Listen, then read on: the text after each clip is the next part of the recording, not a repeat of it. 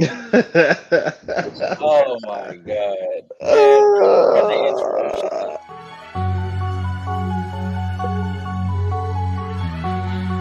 Talking about that, if No, that's he where you going with was that, about to go there. we going with the fucking. No, He about to go play in Australia. Hold on, Hold on, don't bring him up no. He actually hasn't never had a team that is actually that competent enough Whether defensively. you believe he's efficient or not, considering his play style, it's not.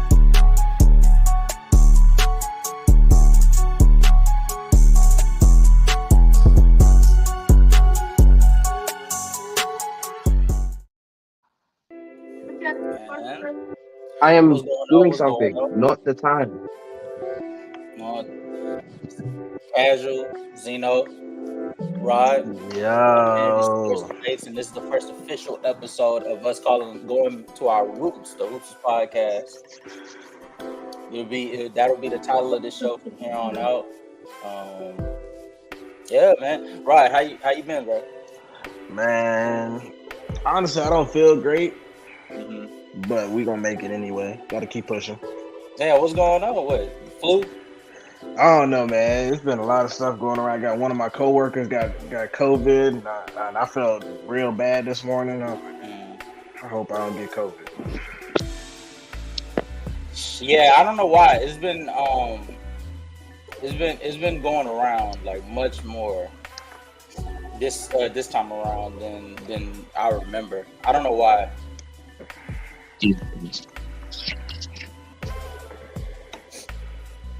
But in Jamaica. Hello. Hello. All right. We'll do this. OD. Yo, I do have a few things that I did want to talk about. It stemmed from when you guys did an episode, just detailing about the rebranding and everything. I didn't really get my chance to really talk about my opinions of everyone there.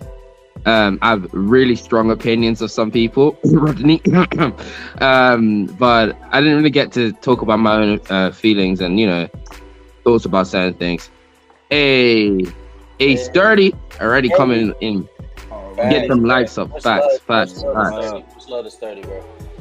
But one of the things I did want to speak about was just trying to go through everything as fast as possible. Firstly, one, how I met Sage? I was on shout out to Players Choice. I was on Players Choice channel just talking in the chat one day, which is rare for me because I rarely talk there, just read. Or I usually watch it after it's finished because I'm working. And he just starts having a conversation with me. I can't remember what we was arguing about. We were arguing about something. And then we just kind of just started talking for the most part and just started arguing about random things whenever it came up in our minds. And that's how I met Sage. So it was just complete random luck. And, it's become somewhat very integral to, a lot of the stuff that we're doing now. Yeah, for example, that background that we have now. Thanks. Because like I was saying on the show last week, bro, if I don't meet Zeno, I don't meet Sage, and Sage isn't able to like show the masterpieces like the logo we got before us, the backdrop we got before us, the constant evolution of the social media. Like we don't have all of that if it ain't for Sage's, creativity and stuff. So big shout out to Sage, big shout out to Zeno, because Zeno know what it is. We talk a lot behind the scenes about the impact of him joining and what it did for us ultimately. So for sure. Hey, our brother Daryl. Derail. Which, by the way, Chad, just want to send our condolences if you can. Daryl's way. Much love to him. Family issues and stuff like that, but he's gonna make it through. He got us. He got his family. We are his family. We got him through thick and thin. So make it back. We'll see you when you get back here, and your spot is always safe with us. Yup. But let's go ahead and get into some. Let's get into some fun shit. Here. Let me cut off the music. Okay. Ew.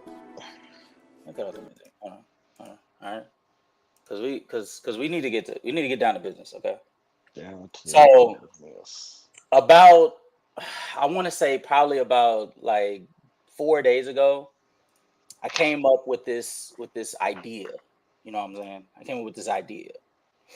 I was like, I need to make like a top 10, but I need a criteria, right? So I come through and I'm like, hey, you know, what's your criterias for for basically making a playmaking top 10? Like your playmaker, how do you decide where to rank the top 10? Or how do you decide what's a playmaker? Let's start there. What's the criteria for a playmaker? Rod, what's your criteria for playmaking? Honestly, it's so many things that go into playmaking, whether it's with or without the ball nowadays. The evolution of a playmaker. Basically, if you look at Steph Curry, he does a lot of his work without the ball, Hmm. and he affects change and how the defense plays the game. So when I went to go look at it, I went to go look at the definition and everything like that, and I was like, man, that's kind of crazy what the actual definition was compared to what we see nowadays with how Steph Curry plays. Because playmaker in definition is a person with the ball who creates for his teammate. Okay. Okay. But I was gonna when you ask. look at Yeah. Steph doesn't have to have the ball to create for his teammate. So it messed me up, and I was just sitting there thinking for a while. I fell asleep thinking, just like, dude, how do I Yeah. still can't even like, oh man, I don't know how to say this because of the fact of what Steph does. And Yeah. it's really now it makes it so much more difficult because of the way he plays the game. Do But you as I was saying, like it's somebody who can create with or without the ball hmm Okay. to make do play you to do you think it's? Oh, sorry. I thought you no was no no you finished. go My fault, you go, Karen. no no you go ahead. Okay. I was gonna ask you then. Do you think then it's fair for you to be like that it was the reason why it was like that was because of how majority of players played, and then the emphasis of 3 point shooting and spacing means that that term of playmaking is now sort of evolved essentially to now Not become more than just on more playmaking. There's more off ball. Sorry, Jesus Christ, off ball playmaking, and that's what the thing you're thinking about when it comes to Steph. So yeah, I don't want to say my point yet because you're still talking. And that's my question to you. no like I don't think that the spacing was that huge of a difference because they still use spacing back in the day. It's just that they use it more so to create for inside shots, and Hmm. giving everybody more of a lane to cut through. Um, but now that it now gives you the opportunity that yeah, we cut through, but now you have an opposite lane for you to have another pass outlet instead of just an alley oop or another Hmm. cutter. It's now a Hmm. 3 pointer that's sitting out there. So it's the evolution of that is crazy. And then adding Steph, who's just running around in circles half the time. Actually, I saw a play the other day where him and I think it was Clay, they actually interlocked arms and just ran in a circle and then let each other go and then went the opposite direction. It was hilarious. But it's an actual play that they do, and I was like, yo, that's bad. Why are they doing that? That's so rude. Um, but it works. You distract the defense and them doing something real stupid, and then somebody's got an open shot. Whether it's going to be Steph, where everybody's going to actually go towards Steph, or it's going to be somebody else where he either gets the ball and then dishes it to him, or he directs the person who has the ball to that player who's open. Okay. I mean that's not a bad definition. Uh, Eventually we're gonna have to. Well, we'll judge it based off of my 10, and you tell me where you would have put extra people based off your criteria. If it makes sense, then I mean, my hands will be up. I surrender. Zeno, what is your top 10? Definition. We have top 10 definition, but what is your definition for a playmaker? So my definition of a playmaker is, I think it's a more modernized version of what it's been called now.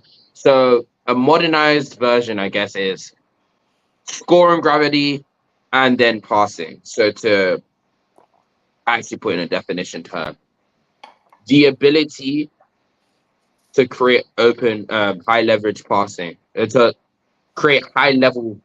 Jesus Christ! Advantages. To create, to create advantages for your team. It doesn't necessarily mean that you have to make them score, but you're creating very big advantages or just advantages in general. That's why passing and scoring gravity, in my opinion, are like the two big parts of it. Because if you have a huge scoring gravity, then you're already creating an advantage to your team. Because most of the time, let's say we use a big scorer, like Embiid, right? Embiid usually draws in a double team if he's in a scoring mode, not like when he's doing his DHO. He then requires like one or two people to actually pay attention to him, and that alone creates a double team, which creates an advantage for his team. Mm-hmm. Or Luka would have been a better way of saying it, because Luka gets double pretty much every time he touches the ball. Yeah, But yeah, that's my opinion. Luka, LeBron, Harden in his peak. Mhm. Yeah, those type of players. I agree. And that's what I was going to say. So my definition for playmaking, and I had talks with guys in the FYF Discord. Shout out Sturdy again. So we came to the agreement. Playmaking, the definition for playmaking, like I think should be universally like known to be rather specific. Is creating an advantage for your teammates on offense. Now, there's numerous ways to create advantages. Using the attention of your scoring might be the most impactful. It's not the only form, though. So, like, rebounding can be a form. Real quick, shout out to True the King. Yeah, shout out to True the King. Salute, my brother. But yeah, that's the definition that I came up with, was just creating advantages for your teammates. To get a quality shot. So like playmaking off of your scoring ability, that's a form of the most impactful form of playmaking. I think rebounding can be a form, boxing out. I think defense can be a form of playmaking, because like I would say a lot of times, a lot of people don't realize the impact that Bill Russell had on the defensive end, the plays that were made, fast break abilities that were created because of his defensive impact, keeping the ball in bounds, stuff like that. That's a quality level of playmaking. So that's where I come in with the definition. And so that ultimately leads me to my list. Okay. Now it's gonna get a little nasty. Okay. Oh. It's gonna get a little nasty. All right. Some people don't like it. That's okay. I'm not mad. All right. But here we are. All right. So I'm gonna go ahead and share for you guys. All right, so at 1, I have Bron over Magic. The reason why I have Bron over Magic is due to longevity. I think for longer years, we've been privileged to see LeBron in his athletic stage, use his athleticism, getting to the rim, creating advantages for players like Boobie Gibson, Mo Williams, Anderson Varejao, Ilgauskas.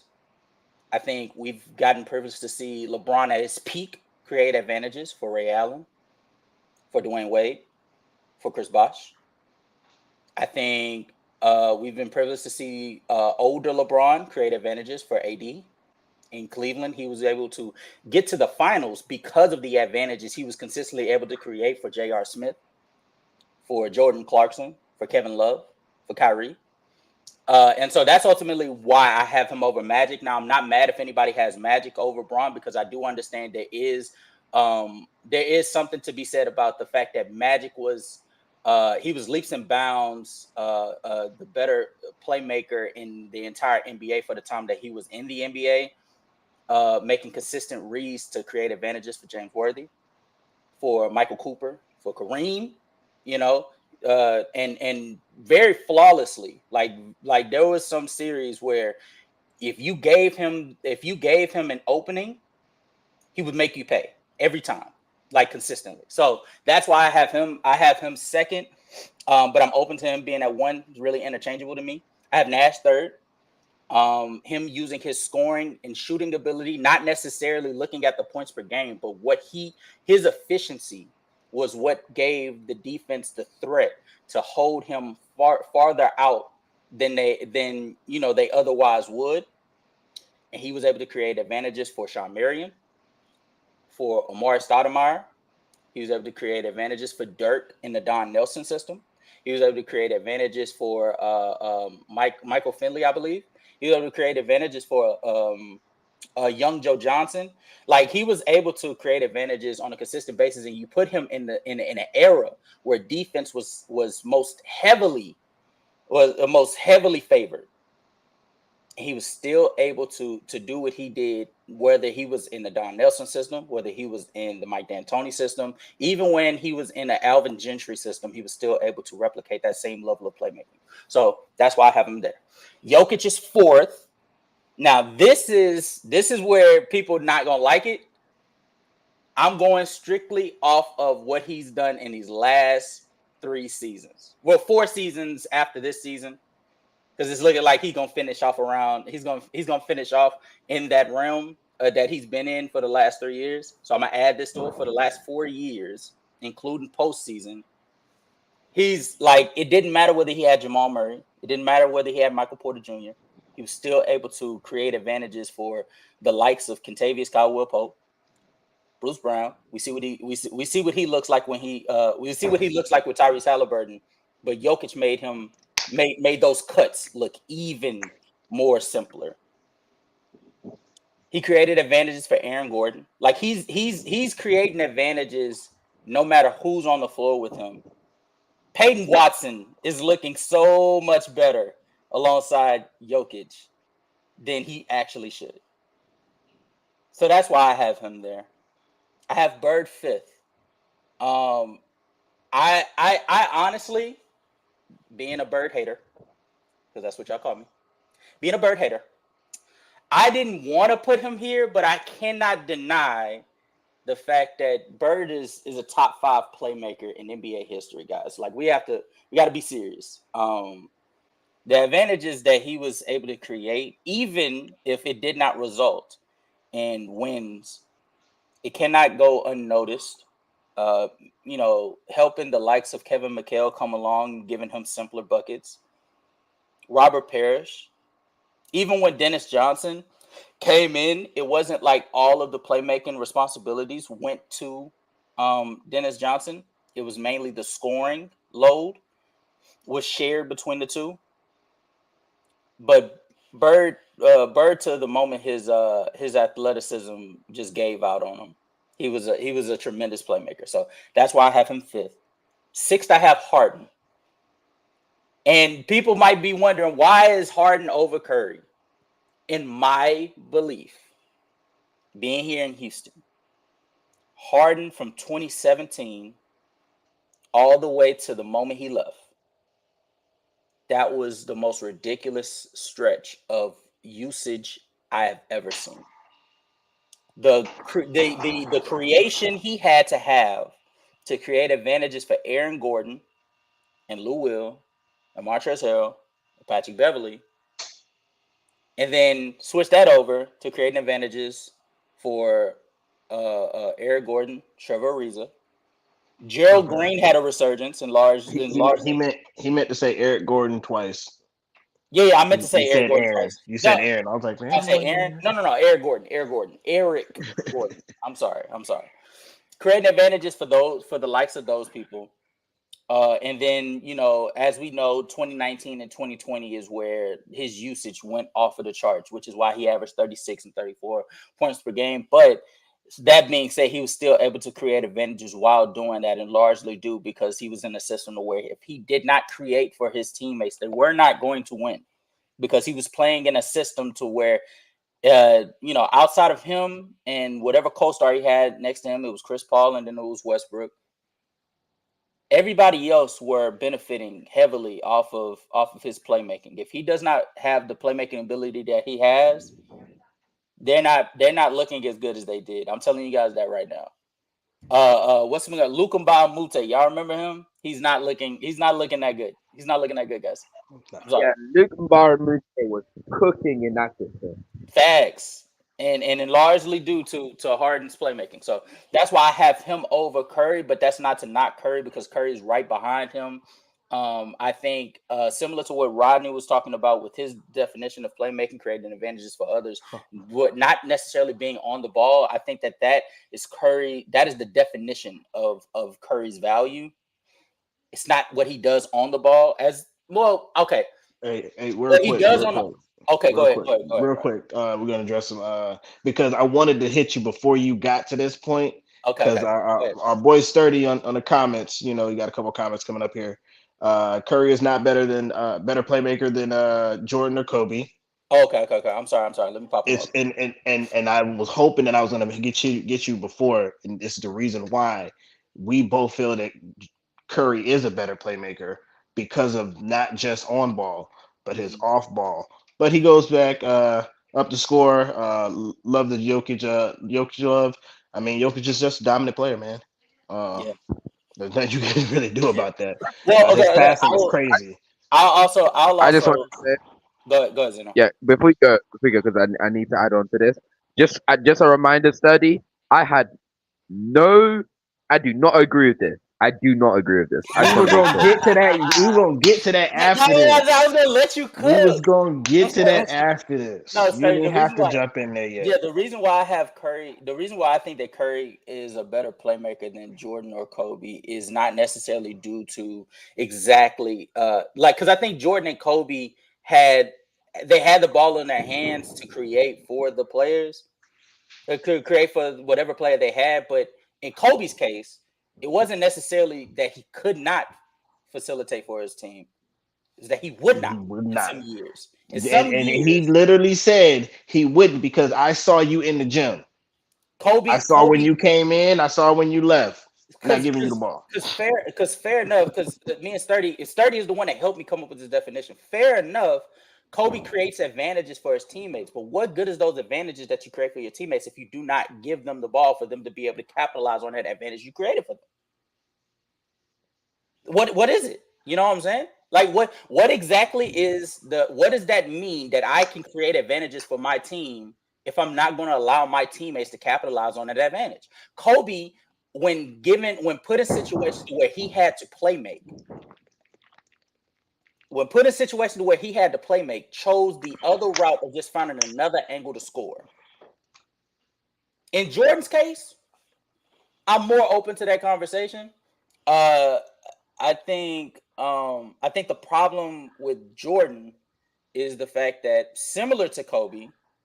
Oh, he said read the second comment after CP3 comment. Yeah. Even though Curry is a good on-ball playmaker, off-ball playmaking has a limited ceiling due to the fact to optimize the possession, you're most reliant on teammates' decisions. Not teammates, maybe whoever the ball is in their hands decision. No, I would agree because I think the name he's alluding to without saying his name is Draymond Green. Yeah, who's back? I think the name he's alluding to without saying it is Draymond Green. And also, I think to a lesser degree, Klay Thompson, because as we see this year, playing off ball, Curry's playmaking off ball, especially without having Draymond, is like it can only do so much due to Klay's shooting IQ. Like this nigga takes the craziest shots. And so it sort of leaves more of a reason for on-ball Curry to show up more times than not. But even if that's the case, Sturdy, from what we saw, Curry's off-ball playmaking when put in the right situation.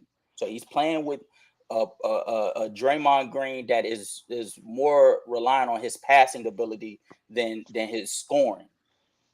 It leads to a revolutionary offense. That's undeniable. As good as Kobe was as an offensive player, you cannot tell me that his on-ball creation was leading to a revolutionary offense. It didn't. Him as an individual led to him being a legendary offensive player. But as far as team-oriented creating for your teammates, no, I cannot give that to Kobe. In Jordan's case, I think the argument can be more liable. Oh, what do you say? I'm consistent with the off-ball playmaking, regardless of the player. On-ball playmaking is greater than off-ball playmaking, and for Jordan taking advantages of the limited defensive schemes of the 90s. That's what I was about to say. For Jordan, I think he, similar to Kobe, was not necessarily allowing his teammates to capitalize on the advantages. I think it was more so of him capitalizing scoring wise off of the defenses in the 90s. And then when it was left up to nobody on him having to pass the ball because he was dealing with a double team, a triple team, then he would kick it out. But other than that, there's more times than not, Jordan was looking to score the damn ball, especially in that triangle offense. That was Scottie Pippen that was taking on the facilitation role. Not saying that Jordan didn't take on any of it, but the majority of the time when Michael Jordan got the ball, it was go score, get us a basket. And so again, I asked the question, what good is the advantage that you create for your teammates if you're not going to allow them to capitalize on that advantage that you created for them? Zeno, do you want to speak on this, or do you want me to finish the list? Because I'll tell you what, I will leave the list and I'll let y'all cook on this. I will leave the list up here because you guys can see the list. Hold on, let me move. Well, my only issue is the fact that why you got Shaq up here, Jordan at the bottom. Because I think I have Kobe and Jordan, and to be fair, I'm open to Kobe and Jordan pushing CP3 back. I'm just not willing to do it because, again, CP3 was creating advantages for years for Blake Griffin. He was creating advantages for DeAndre Jordan. He was creating advantages for Matt Barnes, JJ Redick. He was creating advantages in New Orleans. He was creating advantages for David Wesley, for David West, for Tyson Chandler, for young Trevor Ariza. He gets to the Rockets. I mean, his biggest example is right now with the Warriors on that second unit, who didn't look like anything was there because Jordan Poole was just taking all the shots. But now they look like a second unit that can help a team move forward. Facts. Because of the leadership, because of the decision making of CP3 alone. That's why I can't put them up there like that. I can't put them above CP3 because CP3 has been doing this for so fucking long. And again, all of this is relative to the length of time that you've been doing it. Harden has had to have playmaking responsibilities from 2015 up to now. And whether people want to admit it or not,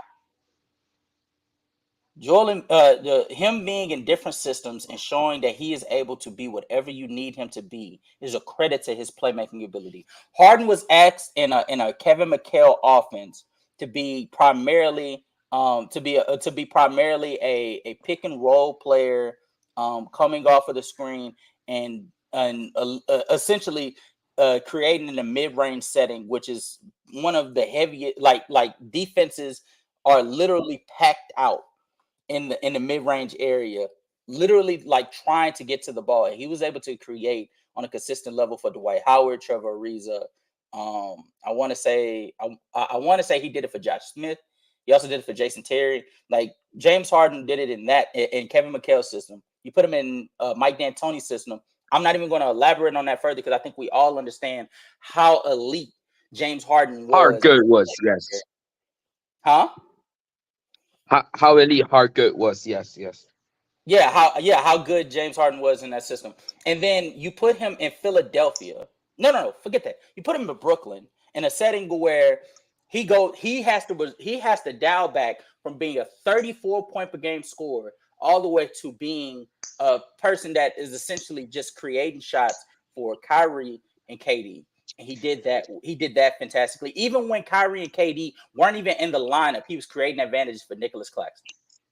He was creating advantages for I'm sorry, that Joe team. Harris. That team was not that good, and they weren't as good as they should as they ended up being with James Harden at the helm due to his playmaking primarily. There was a time because his playmaking was at such a high level, people were talking about whether he was the best player in the world for that stretch. The way that he was playing had him in conversations for being the best in the world over Giannis, over LeBron, over KD himself. And they had him ahead of them for that stretch, just that stretch, because of how well of a playmaker he was, along with his scoring, obviously. And then, even with a hamstring, with his hamstring being hampered, he comes to the Philadelphia 76ers, and I don't even need to speak on this because we have a Philadelphia 76ers fan here. And he even understands the playmaking advantage that James Harden did for Joel Embiid, for Tyrese Maxey, for Tobias Harris. He, as a playmaker, James Harden has been put in multiple situations. He's been able to capitalize in each and every one of them. And that should be more of a credit to him than a downer. So my issue right now is not even most of the people on the list. It's that dude in that fifth spot, because it's funny how you don't even have this dude in your actual top 10. Oh my god! But yet still he's here. It was like, yo, when did the Great White Hope magically show up? What's going on with what? I can't have Great White Hope is crazy. Great White Hope. That's what is wrong with you? Learn your history. That is literally what they called him. Stop talking to me right now. No, I give credit to Bird as a playmaker and even as a scorer. I think he's entirely like people talk about his shooting, how he's one of the greatest shooters of all time. Forget that, he's one of the greatest scorers of all time. That being said, his longevity just ain't there. Not to me. When you have a top 10, when my top, ain't nobody there. No, it's not even LeBron. Do y'all not realize that Larry Bird's longevity doesn't even match up to Curry's at this point? Did y'all know that? Larry Bird's longevity really is not, it should not move a lot of people if you go back and you look, especially when you add to the circumstances. Again, I want somebody to tell me who gets away. Hold on. Let me ask this question, then you can go. Name me the player in your top 10 that gets away with underperforming in the postseason the moment that he loses a lead guard. Tell me the player that gets away with that. Embiid. Embiid is not in my top 10. Oh, you're nasty. This nigga's nasty, bro. And Zeno. He wasn't when he was without his lead guard in 2021 because Ben Simmons was out, right? When he went up against the 26ers. Did he underperform in that series? No, he actually dominated. The whole series. He actually dominated that series. That was one thing I wanted to talk about when you brought up Harden. Is he's I guess it's kind of underrated because he only really played with a dominant big for one season, and he played with KD for 2 seasons. So one of the things that's underrated about Harden is a very elite to all-time level entry passer. And while people might not understand why that's a good thing, what I was going to point towards is literally that series against the Celtics in 1920. The whole reason why the Sixers got swept in that series is because we had no one to consistently make entry passes for Embiid.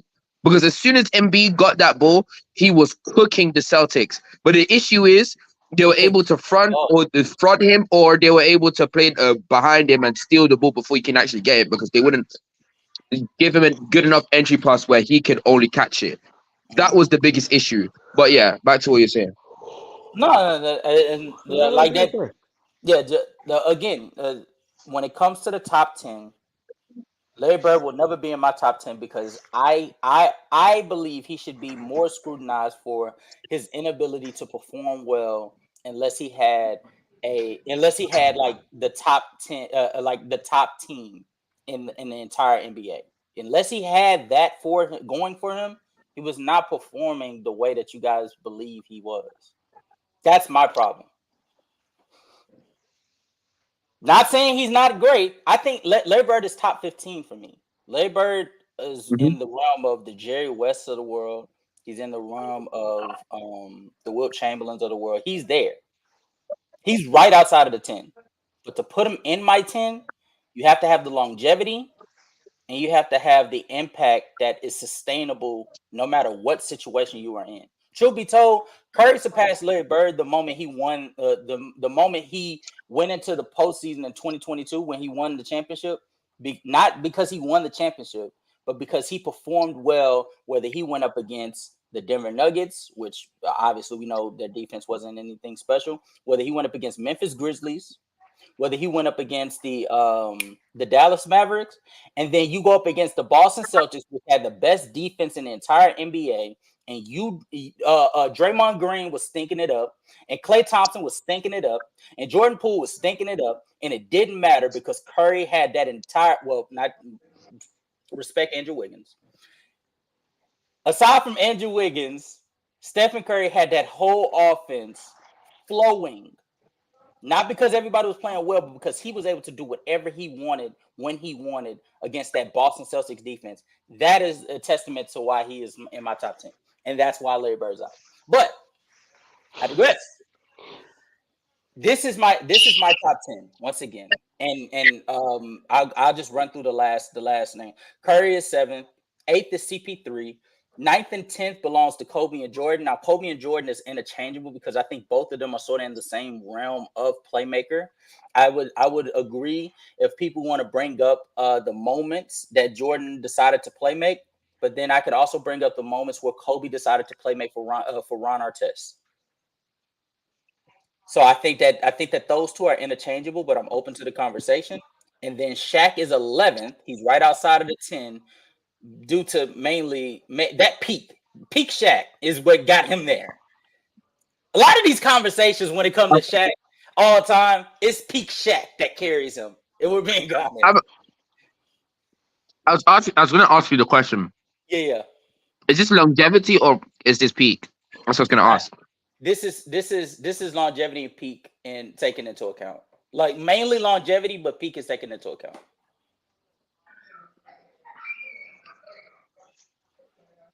Yeah, if that's where you went with that, I'm not mad at it. Yeah. I feel like there's some players that are not on this list that I'm trying to remember. I need to sit down and think about it. I can't remember. There's some I'm thinking about this list and I'm like, this is wrong, but I don't know why. I want to say the name that you probably might be thinking of. I'm thinking of him as well. And it makes me want to re-edit this list. What's his name? But I'm not going to say it. I'm not going to say it. I don't want to be wrong, man. Who wants to be wrong online, man? No, go ahead and say it. Go ahead and say it, because I don't know if we think the same person now. No. Y'all say the name, and I'll tell you if I was thinking of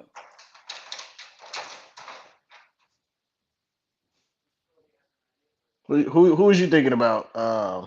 Yeah, Zeno. Who are you thinking about? That's the thing. I didn't have a name. I was just trying to think of names. No. So the name that I was thinking of was Tim Duncan. No, you're good. You're fine. The name that I was thinking of. I get where you're going with that, but that's basically because of longevity.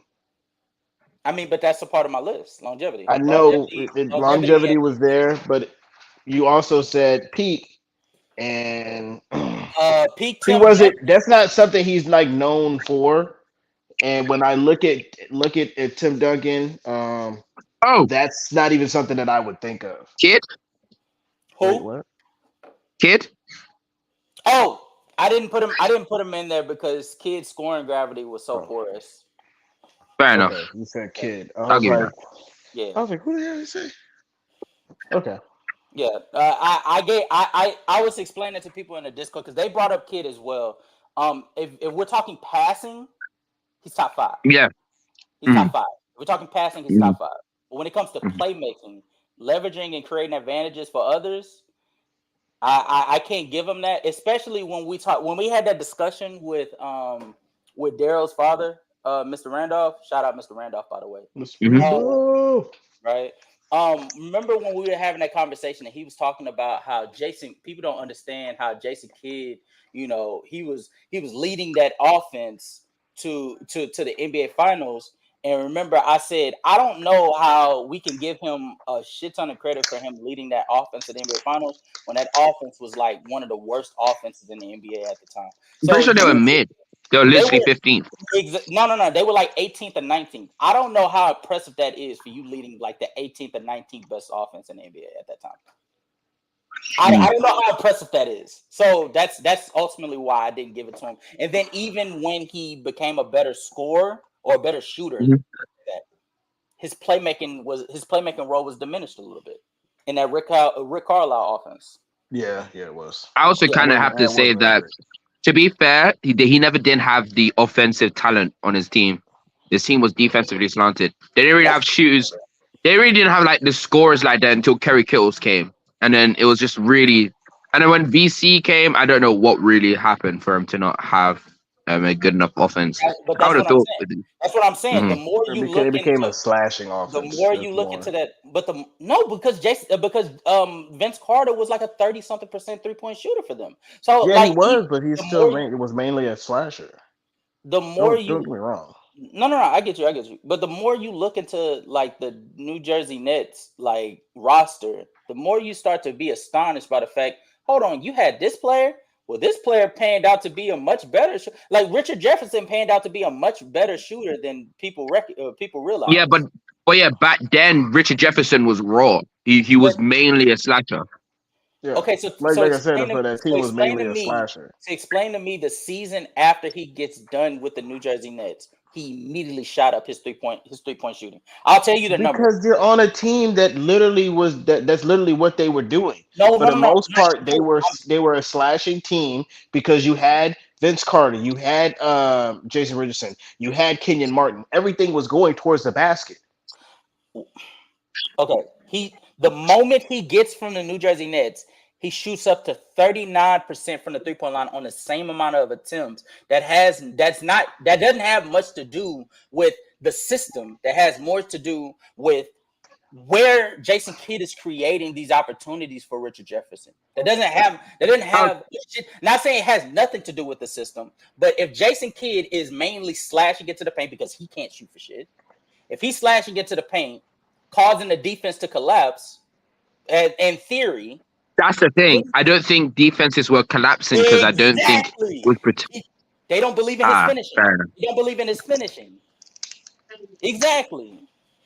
So if the defense isn't collapsing, then they're staying home on Richard Jefferson. Then his 3-point shooting isn't being exploited to the way that it ultimately got exploited in Milwaukee. Then we're talking about Kerry Kittles, and even when Kerry Kittles left, let me pull up the number for you.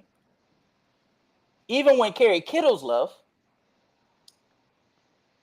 Kerry Kittles, for the duration that he was in New Jersey, was relatively like a 40% 3-point shooter. He had 1 year where he was shooting like 31%, but that was like a 40. Like he only played 46 games, so I'm not even holding that to him.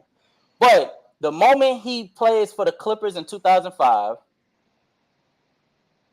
no, he got worse. It was a downward slide. Damn, this nigga only played that many seasons? Was he bad or something?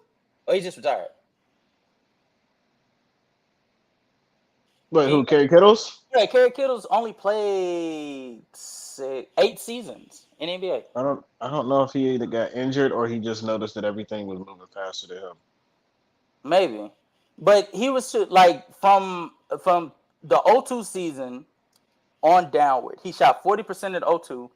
03, he shot 35. He shot 35 and then 33, and then he was out the league. His last season was in 05 with the Clippers. So, I mean, I'll give him Kerry Kittles, but the Richard Jefferson thing moves me. The Vince Carter thing definitely moves me.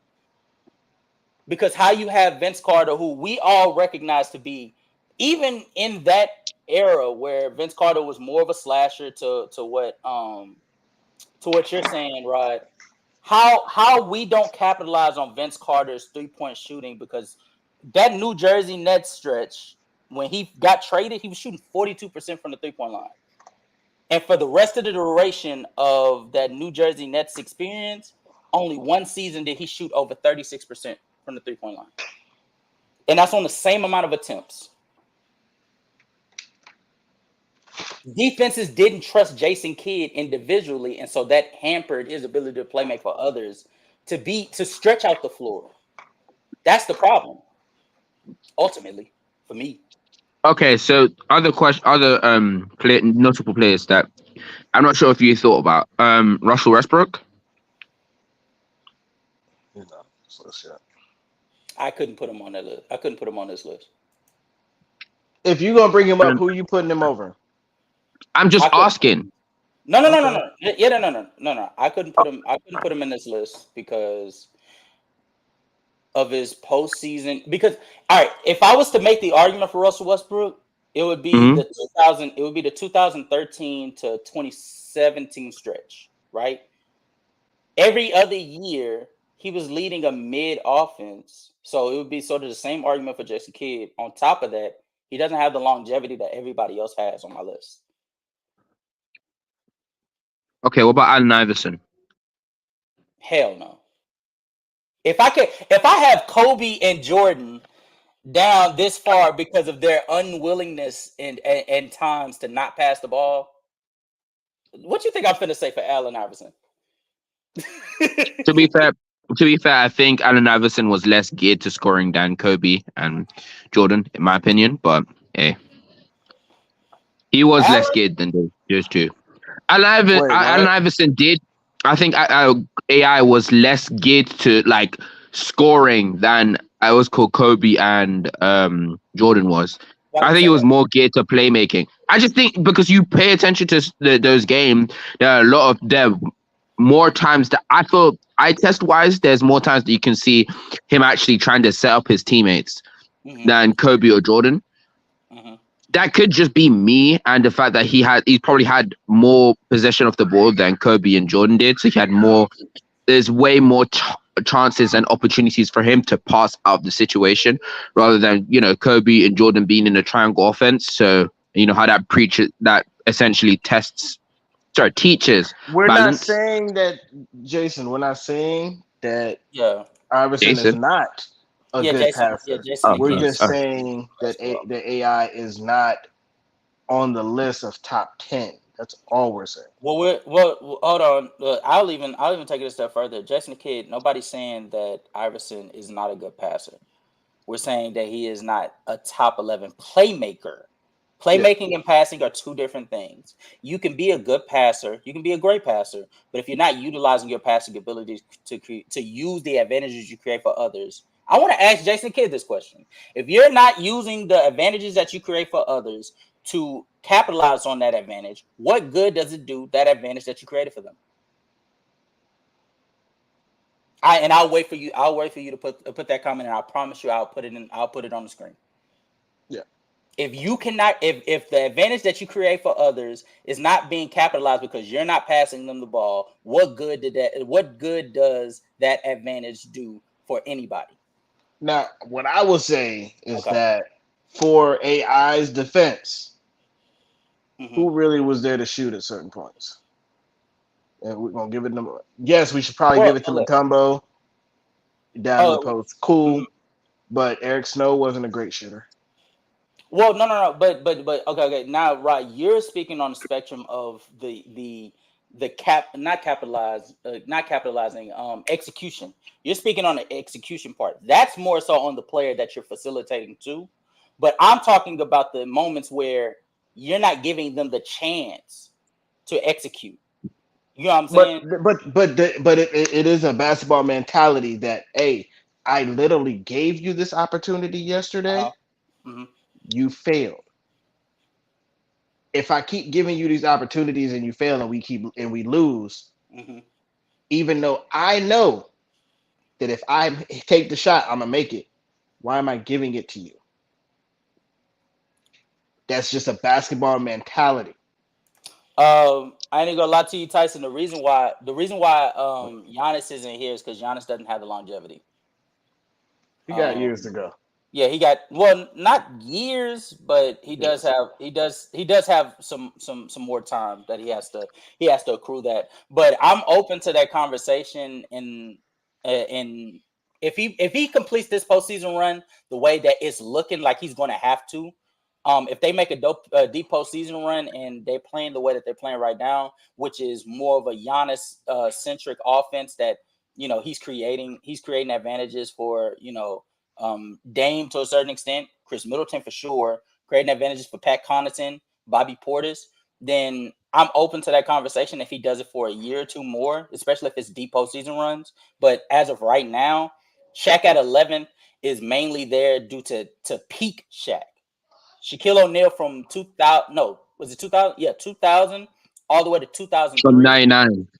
Oh, You mean yeah, 99 to 2000. Yeah, 99 to 2003. That Shaquille O'Neal, like him using his scoring gravity to create advantages for Rick Fox, Derek Fisher, Kobe Bryant, even up until the moment where Kobe Bryant started to take more of the reins of shot creation within himself. That's not, that's 4 years. That's ultimately what has him 11. But again, if Giannis does it for a couple more years, that's fair. He also says over Shaq for sure. I think I just spoke about that, right? Zeno? Yeah, you did. You yeah, said we'll have that conversation. Yeah. And then basically, I just responded. But yeah, go ahead. But a little bit off topic while we waiting for Jason the Kid to answer that question. Yeah. I really feel Mm-hmm. that y'all need to stop putting Pat Covington in the game and put AJ Green in there. Pat Connaughton. You need to stop putting him in there because he is failing y'all on these open threes. Mm-hmm. And Green can hit them. Why are y'all putting him in the game? Bro, I'll be looking. I was like, AJ Green, Pat Covington dismissed. Why is he in? Oh God. Man, no, but you want to know? You want to know why? You want to know why? Because the defense that Green gives. I think I'm trying to figure out exactly what his what his defensive role is. Because I watched that game that they played against the Rockets last night, and I'm not gonna lie to you, we lose that game. Like we lose that game whether Green is in or Pat Connaughton's in. We lose that game because, to be honest with you, quiet is kept. The conversation more so needs to be around what's up with Dame. What is Dame dealing with? Because Dame, if we keeping it a It's stat, being a pro. if we keeping it a thou wow, if we keeping it a thou wow, wow. we keeping it a thou wow, man. He's a free throw line merchant right now, man. I don't know what to tell y'all, man. I don't know what to tell Justin. y'all. He trying to get his groove in, man. No, because we're Justin. we're 34 games in, and he's still trying to get in the groove. Like, what are we talking about here? Yeah, what's up, Zeno? Please don't be nasty. You Please see, don't hurt my feelings. huh? You know he is. Please don't hurt my feelings. you know what's coming. You know what's coming. Yes. So, how do you feel that Dame is now in his second round form? Second round form. It's not good, man. It's not a good feeling. The ultimate problem that I feel like the Bucks are dealing with, and they're going to continue to deal with it until they address this issue. Until they get this point of attack defender that they so desperately need, Dame's offensive woes is going to be so much more highlighted than it was even in Portland, because we have championship expectations. And he has to perform well on both sides of the ball, which he has never done in his career. And if he does not perform well on the offense, because he's not like for his standards, it's not that he's performing terribly. I mean, he's shooting, I think 60% true shooting, but that's largely carried by his free throws. He's not playing terribly. But when you mix in the fact that he's sort of having a mid-year offensively with the fact that he's the worst defensive guard in the NBA this year, and it's not close. Trae Young is even playing better defense than this nigga. Shout out Trae Young. Shout out Trae Young. That equals a larger spotlight on him and him specifically. And again, I think that this is the part where it's like two-sided. I think you can't have both. You have some people that wants to dog Dame, but they also want to dog Giannis because Giannis isn't he wasn't shooting well to start the season, and he's really never been a shooter. And he was shooting mid-ranges and stuff. But you can't have both because I'd argue that Dame is playing this bad, and yet we're still winning in large part due to Giannis picking up the slack for both. On both ends. On the defensive end, he has to cover Dame while also manning the paint alongside Brook Lopez, which is it's a godsend blessing that he has Brook Lopez. But on the offensive end, I don't know if you guys peeped, but my man Giannis is out here playing like the best player in the world, man. He's out here playing like the best player in the world. Embiid exists. I don't know if I peeped that, but Embiid, I will say Embiid is playing fantastic. But name me. Don't do that. Don't you? No. I'm not letting you gate the show. Nope. Don't you be sick. No. I was gonna let you talk. No, I was gonna let you be not. I was gonna let you talk, but now you be nasty. The second you said Embiid is being. No, the second you said Embiid is doing it. Embiid is doing nice. Nah, Embiid is the MVP and he's been playing the best brand of basketball this season. He's the MVP. He's the MVP. But name me the player over the last 5 games that's averaging 36, 15, and 6 on 63, 36, 72 splits. Name me that player, man. Name me that player. Okay, name me the player that was averaging 40 and 10 the last month. Name me the player that got 5 double-doubles in each and every game the last 5 games. They got. Name me the player that averaged 40 and 10 last month. You want to answer that question? Okay. Answer my question. Name me the player that averaged 36, 15, and 6, shooting 63% from the field. Name me that player. Giannis. That's Giannis. Because that's what Giannis did. Now, when I say the best game I've seen so far this year, the best game I've seen so far this year, it had got to be the Bucks versus San Antonio. I've never seen 2 tall players be real tall and play the way that they dog. Yes, they're doing abnormal shit. Like this is weird. Like you don't see that run of. Hey, Giannis just came down for the dunk. Oh, I'm gonna throw it off the backboard, hit a dunk. Oh, I'm gonna hit a 3. I'm gonna hit a 3. What are y'all doing? Yeah, I ain't gonna lie to you, Zeno. Though, at some point we're gonna have to start adjusting these numbers because it's too many niggas averaging 30. Like you got Darren Fox averaging 29. Like we're gonna have to start adjusting. I'm gonna have to start looking at these numbers and figuring out like how impactful, not impactful, but how like what value does these numbers really have? When you're putting them in like all time, when you put them in all time perspective, they shouldn't be. They shouldn't be there for that. That shit, because I'm telling you, give Giannis a few more years. Like give him 3 more years, and if he keeps doing what he's doing for these last like 4 or 5 years, he's gonna be put in conversations he really should not be put in. He really should not be. I don't think he can get in those conversations. To be real with you, I fear he might. I just can't. I can't put him in that conversation. Hold on. My man is on 2K. Okay, that's fine. 2K last night. You know what? You know what? I'll tell you what, Jason. You let me know when you're ready to cook. I'll send you the link for you to talk with us. I'll cook it up. We got time. We got time. We got time. We probably not gonna do the other joint, but no. Because we're about to do that. We can't do that. We can't do that. It's just me and you right now. What you call it? Nah, he gonna join once he gets his whatchamacallit. Again, guys, Zeno is up in Jamaica, so yeah, his internet is cooked. Could get. Shout out to Jamaica though.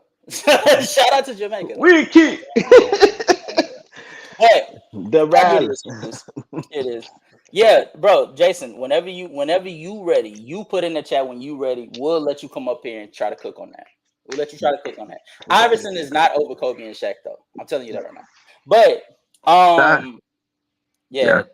yeah, that's crazy. What was he talking about? Yeah, No, no, he was no. talking about we was having a dick measuring contest. I said, yeah, I was gonna leave Oh that. That's what I said. That's not yeah. what. He said, "I'm gonna leave Was that." you not? That's Pause, homie. yeah, yeah. You Pause. usually saw us on 40 and 10, triple double. Was like, all right, I'm just gonna leave this leaving covers. Jesus Christ, can't even speak right now, bro. Yeah, His internet where I am is actually cooked, so I just yeah, constantly, yeah. I Yeah. told him. I CCing. told him. I told him you're in Jamaica, so you can't. Your internet can My only get you man so got him a bobsled team. far. All right. Alright, bro. So we just crossed the hour threshold. Just want to say, any of you guys that are watching us right now, please make sure to hit that like button. Make sure to hit the subscribe button if you haven't already. And keep sending chats. We love talking with you guys, man. Honestly. And Yes. also, if you look at the bottom, you see all of our social medias that we're on. We are all actively on those social media. So if you want to talk to me, I'm on the Instagram. If you want to talk to our creator Sage, he runs our Twitter. If you want to talk to our boy Rod, he's on TikTok. If you want to talk to Zeno, he runs the YouTube and he runs the Discord. So all you got to do is You're shoot us the shit. We love talking shoot ball. us up is crazy, by the way. I Just want said you to shoot know us that. the shit. I said Shoot it up. shoot us the shit. Shoot it Anyway. up. Shoot what Anyway. up, Rod? Okay. Bullets. All right. Okay. Alright, Bullets is bruh. crazy. Oh my Alright, bruh. God. Okay. All right. So we're about to move on to the next topic because y'all niggas are nasty. We're gonna talk about the 1996 NBA draft, man. Holy shit! And now I have to do some research. Nice. We got you No, go you ain't ahead and gotta do do no your research. research. No. He Just gonna go have and to do pull it some up. research because we got a task we got ahead of us. But real quick, man, Rod, you said you was watching that documentary and got me thinking on some ideas for some fun game for us to play on this stream today. So go ahead and cook on that real quick. All right, so I was watching and they were saying that the 96 draft was the best draft of all time Mm-hmm. because of every player that's in that. And I got to thinking, that's interesting. I wanted to kind of compare the two, but there's nobody really to compare it to yet because some of the players in LeBron's draft, they're not retired. LeBron's not even retired. So I can't Mm-hmm. really compare it because Hall of Famers, All Stars, Olympics, everything we're gonna put all together, plus the retire how many people actually retired and made Yeah. Hall of Fame. So we have to wait on that one. Mm-hmm. But what if we had like a fantasy draft? Yeah. What about the fantasy? Yeah. Hold on. Let's see. So what we already know, Here we gonna what put. we already know about that draft. I don't know what's going on with the screen. It's all Yeah. gravy. We're gonna swap you out, bro. We're gonna swap you out. It's all good. It's all good. Yeah. What if we just did our own fantasy draft? What we already know about the players that are there. Is it? Oh, before you, sorry if I'm cutting you guys off. I just asked a question. Is it the first 30 or lottery?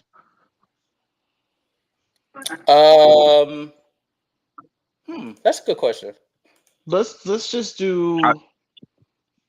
I was Let's do trying to the I was trying first to ask 20. you this like in chat. Okay, that's funny. I Cool. didn't hear any of that one. Let's just do the first 20. And wait for my computer to get up, but I can pull it up on my phone. No, I cannot. Any but you got the list of the teams Yeah, before you? yeah, I got it. Give me 1 second. I'll just make a Yeah. little adjustment. I was being told that we need to make it a little bit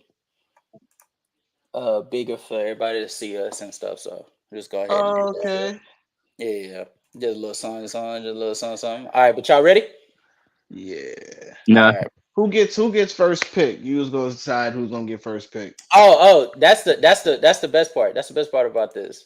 We are Rolling the going to do dice. none other than a spin the wheel generator, everybody. Spin the wheel, Hey. man. Spin the wheel. Yes, sir. Yes, sir. Oh, Man. man. All right. So Please don't as you spin. yeah, we finna spin the block, man. We finna spin the Spin block. them. Alright, bro. Can't we Yeah. just get on, bro? We're gonna spin the Come block, on, man. man. Have some fun, We're bruh. gonna spin the block, brother.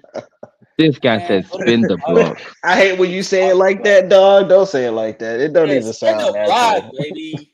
This Spin the mug says block. we're gonna spin the block, brother. Man, you gonna Brother. spin the block, He brother. said he sounds more English than I do when he says that. Like, You gonna spin the like what the block, hell? man. Come on, bro. Spin the block, man. So Oh, I'm hurt. for you guys that don't know how we typically do it, because we've done this before. And last time I think it was me, Zeno, and Darrell. But it's me, Zeno, and Rod now. So the way we're gonna do it, first Big person Rod. that pops up, first person. Big Rod in the building. First, first person that gets their name picked, they're gonna have the first overall pick. Second is going to be second, obviously. Third is gonna be third, and we're gonna go in a snake draft. So whoever's first is gonna go first. The third ends up getting 2 picks. So you get the third and the fourth pick, and then we're gonna slide back down. Pause. All right. Yeah, you're weird. All right, nigga. Shut up. The casual, everybody. First overall pick. Thank you. Damn Thank you. it. Yeah. Yeah. First, everybody. Don't give me the claps. Oh. Yeah. Yeah. Of course you go first. Yes, sir. Yes, sir. Casuals All always right. go Go first. on, Last time. spin the block. Let's go. Spin the block, everybody. Spin the block. Oh, why do I go second? I like going last, but it doesn't want to give me last. No, I don't. I wanted to be first. Hey, so Rod get that third overall pick. Let's go. All right, chat. So, like I said, the way that this is gonna go, I'm go first. Zeno ends up going second. Rod ends up going third. He has 2 picks. He has the third and fourth pick, and then we end up going back up top to the number 1 pick. That would be me, and I end up getting I think that was the 6th and 7th pick. All right, so you guys ready? Let's do this. Let's do this. You suck. Kinda. You suck. I want you to know that, Zeno. You suck. All right. All right. So we're going into the future. All right. To the future. You mean in the past? Yeah. I'm sorry. We're going to the past. All right. So with the first overall pick, the Philadelphia 76ers. Mind you guys, there's no ulterior motives as far as like criteria or anything like that. You draft the way that you see fit. I don't care if you want to draft based off of team needs or you want to just draft the overall best player, right? But in this pick, obviously I don't give a shit. Philadelphia 76ers suck. So they'll take whatever they get. And not to mention, in this 1996 draft, Allen Iverson went first overall. Now you know that there's a shooting guard that played that same position that was better than that player. We doing Vince too much Carter. talking. Just make the pick, man. That We is doing too one much Kobe. talking. That is one Kobe BB. Damn. I thought you meant Vince Carter. This is what and Vince by Carter our wasn't most in this popular. draft. Our most popular. I don't think you understand the joke. This is Saddam. Anyway, Saddam. I'm just saying. Yeah, I think he missed that. I think he missed that joke. You know. But it's okay though. It's your turn. It's interesting how the Raptors. What? yeah. Okay. No, go ahead. Anyways, it's interesting how I got given the Raptors.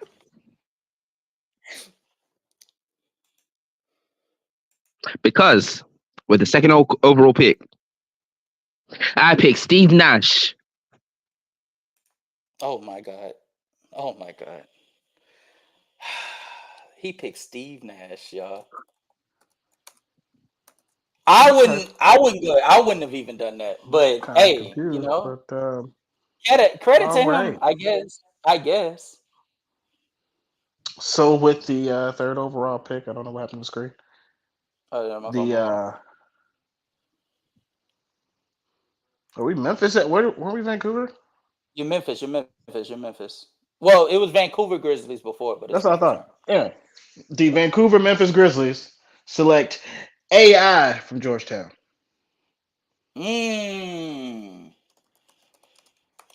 That's a nice one. That's a nice one. I ain't gonna lie to you. I don't even know what did that Vancouver Grizzlies team have? They got Sharif Abdul Rahim instead. They did. Yeah, they did. I don't know why they did that, but Right? especially when AI when Ray Ray Allen was Allen standing there, was Marbury literally was there. standing there, Kobe was Well, standing I'm there, okay. I'm okay. I'm okay with the Jermaine Marbury. O'Neal was standing there. That it is like Jermaine would you say O'Goat. So would you say Sharif ended up was better than Antoine Walker? Because so I we're having would mid personally. offs in this draft. Interesting. um, Wait, you think Antoine Walker in his prime was mid? Was just mid? No, you was talking about them two, and I'm saying them two, like having these conversations between these two while we're doing a draft is having a mid off. Oh, I guess. I guess. I mean, it's the number 3 overall pick, so we'll have that conversation. But anyway, go ahead. okay, it's still on me. Yeah, it's still on you. Uh, the Milwaukee Bucks will select Ray Allen, so Okay. he should be. He just never He changes. better be in there. He's gonna be there anyway. Yeah. Way Allen. Way Allen. I changed on what because that's where he should have been in the first place. Ray. Jesus Trevor Way. Way Allen. All right, you guys, you gotta go, bro. You gotta go. Ray. And Way for Way. the number what? I think your internet, because we said that like probably about like 5 seconds ago. Oh, cool. For I'm the number 5 pick, right? Yes, you're the number 5 pick. Wait, did Ray Allen get traded in this? That must have happened. Oh yeah, he did get traded to. Yeah, Okay, yeah, makes sense. yeah. Yeah, because I was looking at this and he's getting traded to. He's like Minnesota pick, not Milwaukee. But yeah, anyways, for number 5, I pick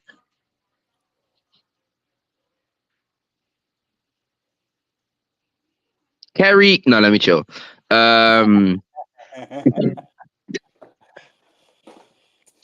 Jermaine O'Neal for What? no, unironically, Jermaine O'Neal might actually be really good for Minnesota. Especially if they Yeah, end up getting Kevin Garnett in the next draft, right? that's what I'm saying. Yeah, it would Was actually be there before? it's next draft. I'm pretty sure. Yeah. Kevin Garnett got drafted in '97.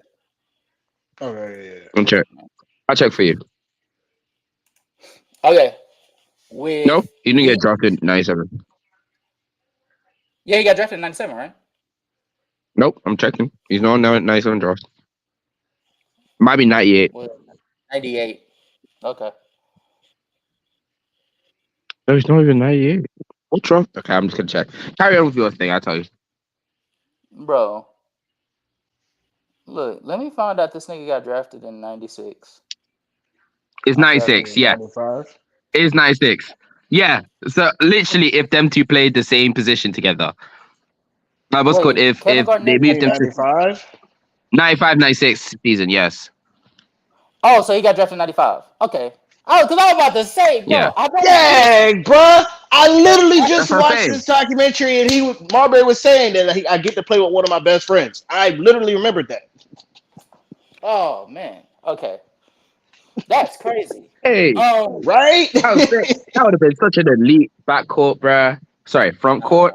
Backcourt? Don't know. Anyways. No, front court. This nigga always struggles with that.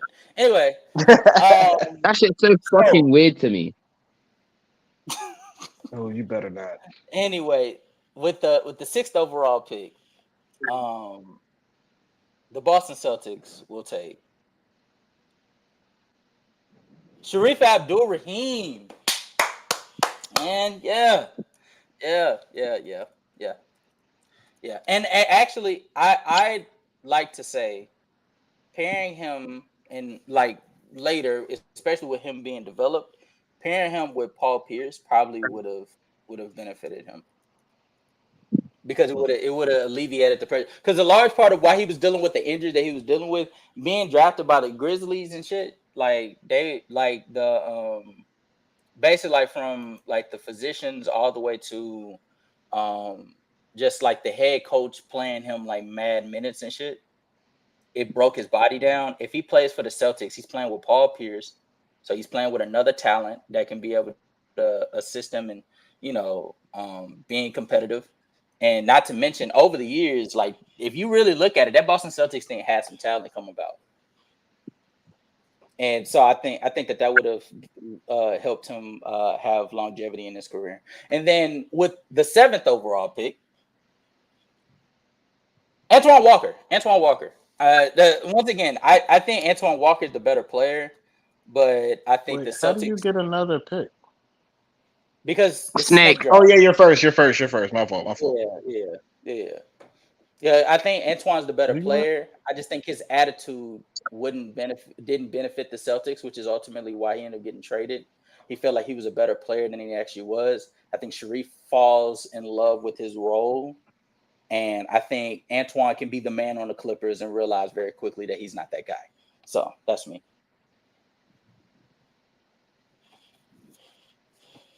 That was out of line, by the way. I just want you to know that. Anyways, for number 8. You're out of line for that. I hope you know that. So, for the New Jersey Nets, okay, the number 8 pick goes to Peja Stojakovic. Oh, yeah, we're being disrespectful today, I guess. A little bit. Yeah, we're being disrespectful. Because there's just a little bit. List. Yeah, but 2 of them on this list that ain't been pinned. Yeah. But don't worry about it. Okay, so I'm about to go get both of them right now.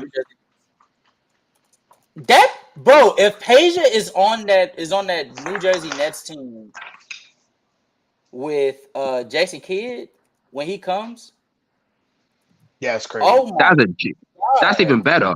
That's why I chose that. I chose it thinking into future. Crazy. For sure.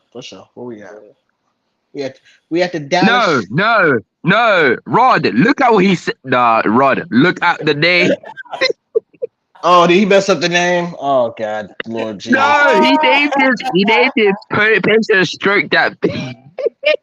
Wait, what? Peja stroke that bitch. Oh Lord. You're an interesting person, bruh. You're an interesting person. You foolish. Chill. All right.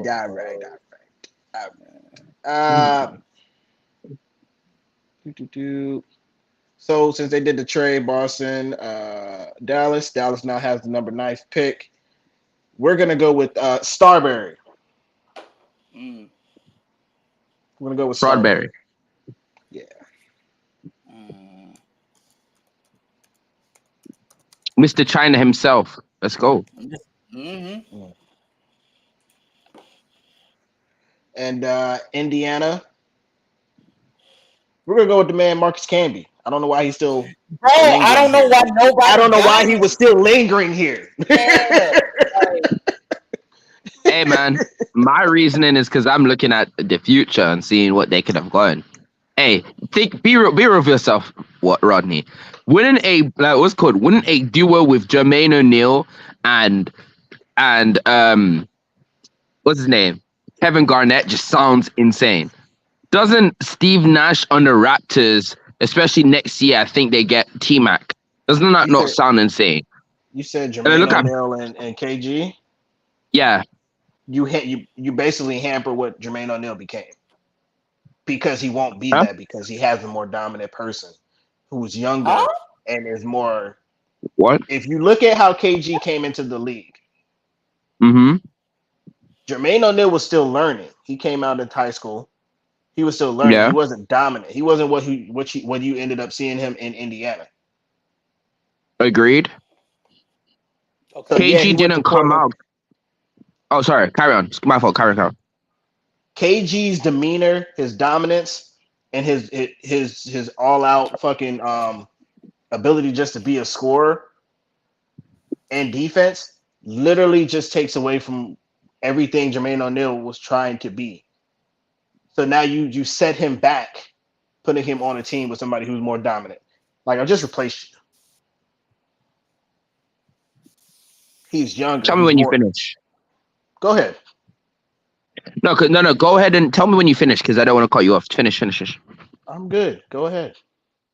I just think I disagree with you.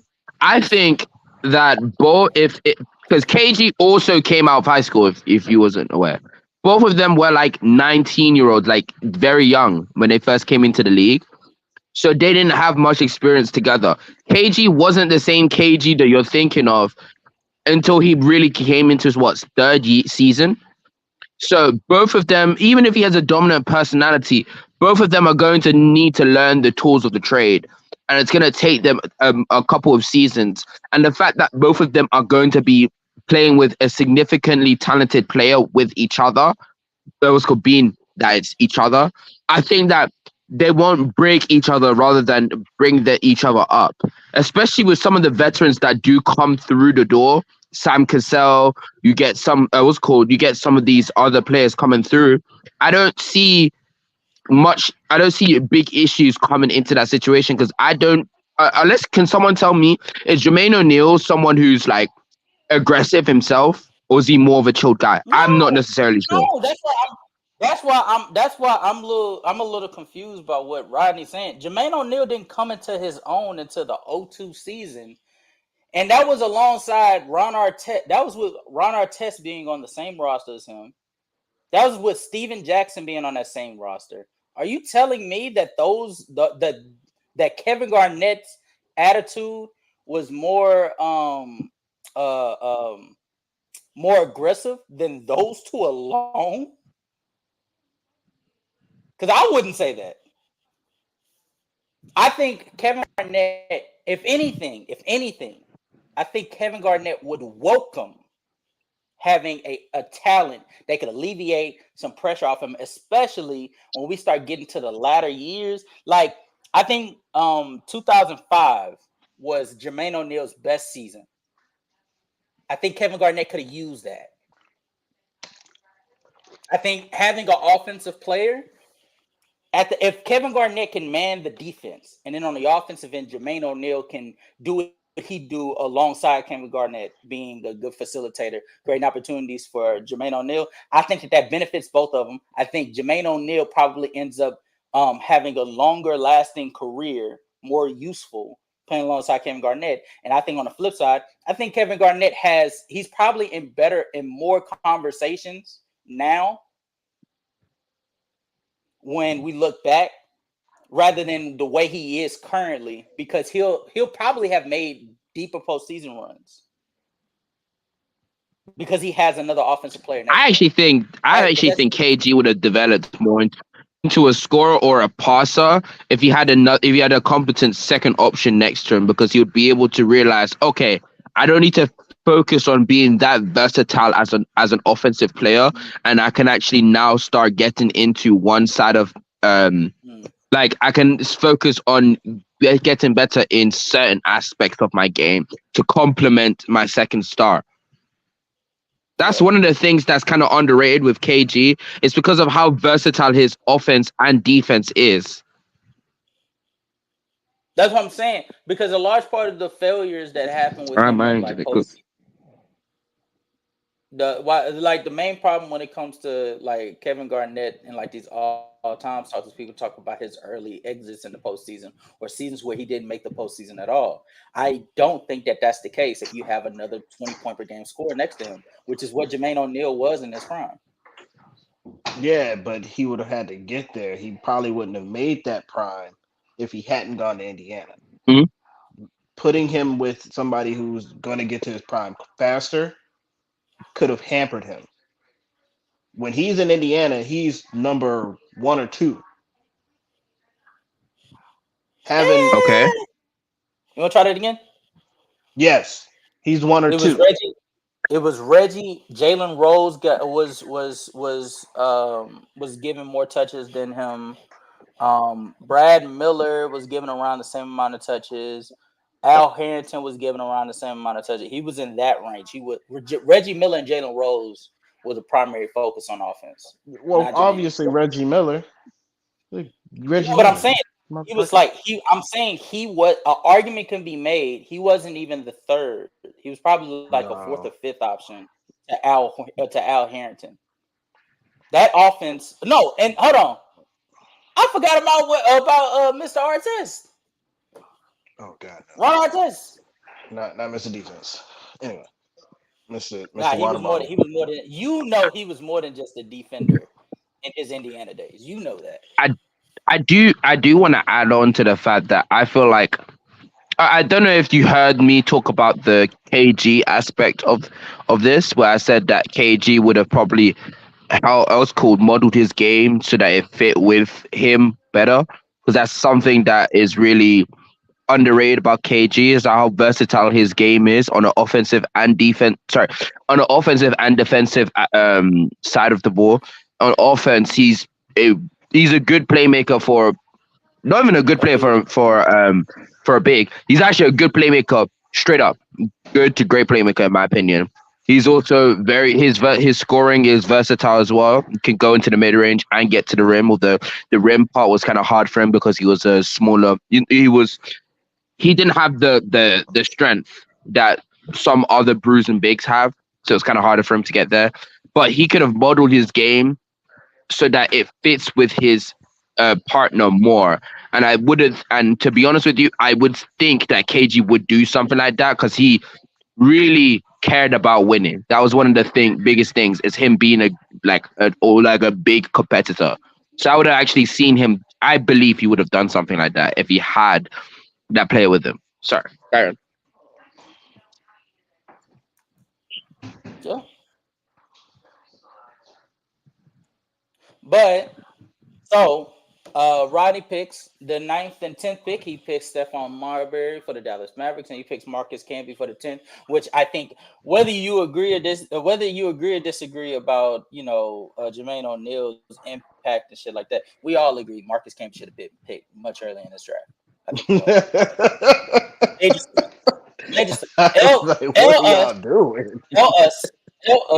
L us. We're getting fired tomorrow morning. So just be prepared for paperwork. But all right. So we got 4 more picks. Okay, we got 4 more picks. I think this 14? One belongs to Zeno. You have the 11th pick. We're on the 11th. Yeah, we're doing 14. We're just doing the lottery. Oh, dang.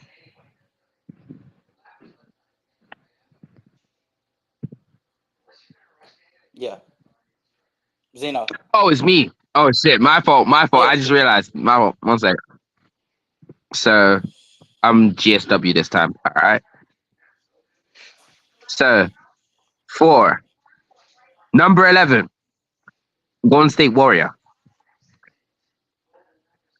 I give to you Derek Fisher. Woo! Oh, I did not. No? Hey, chat. Fuck.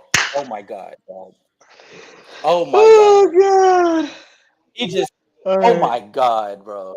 No, I'm gonna let it go. Okay. So, yeah, I'm not. I'm drafting this player where he ultimately ended up going. Oh, Big Z. Yeah, I forgot about Big Z. I ain't going to. He escaped my mind. I ain't going to. He escaped my mind. Yeah, so we're going big. We're going Big Z. We're going Big Z. Big Zadrunas. Big Zadrunas. Yeah. And then for the 13th pick, fuck. I'm not gonna lie to you. I don't. I'm okay if y'all not happy with this, but I'm still getting Kerry Kittles. Give me Kerry Kittles to Charlotte. No. Kerry Kittles to Charlotte, bro. Give me Kerry You Kittles. guys are killing me. Who? Who? Do you want to know Yeah. who? The dude Yeah, who was who? undrafted in this draft. Who was I undrafted? wonder who he's talking about. Are you That talking? big man that Oh! came into Oh no! Detroit. He Boom! just been. Let's He just go! been rescinded. He just been rescinded. He just been rescinded. He just been rescinded. Let's fucking I'm sorry. go! And We're I going. and We're I going. for the We're 14th going. pick go Jerome No. Williams. No. For the 13th overall pick to the Charlotte Hornets. No.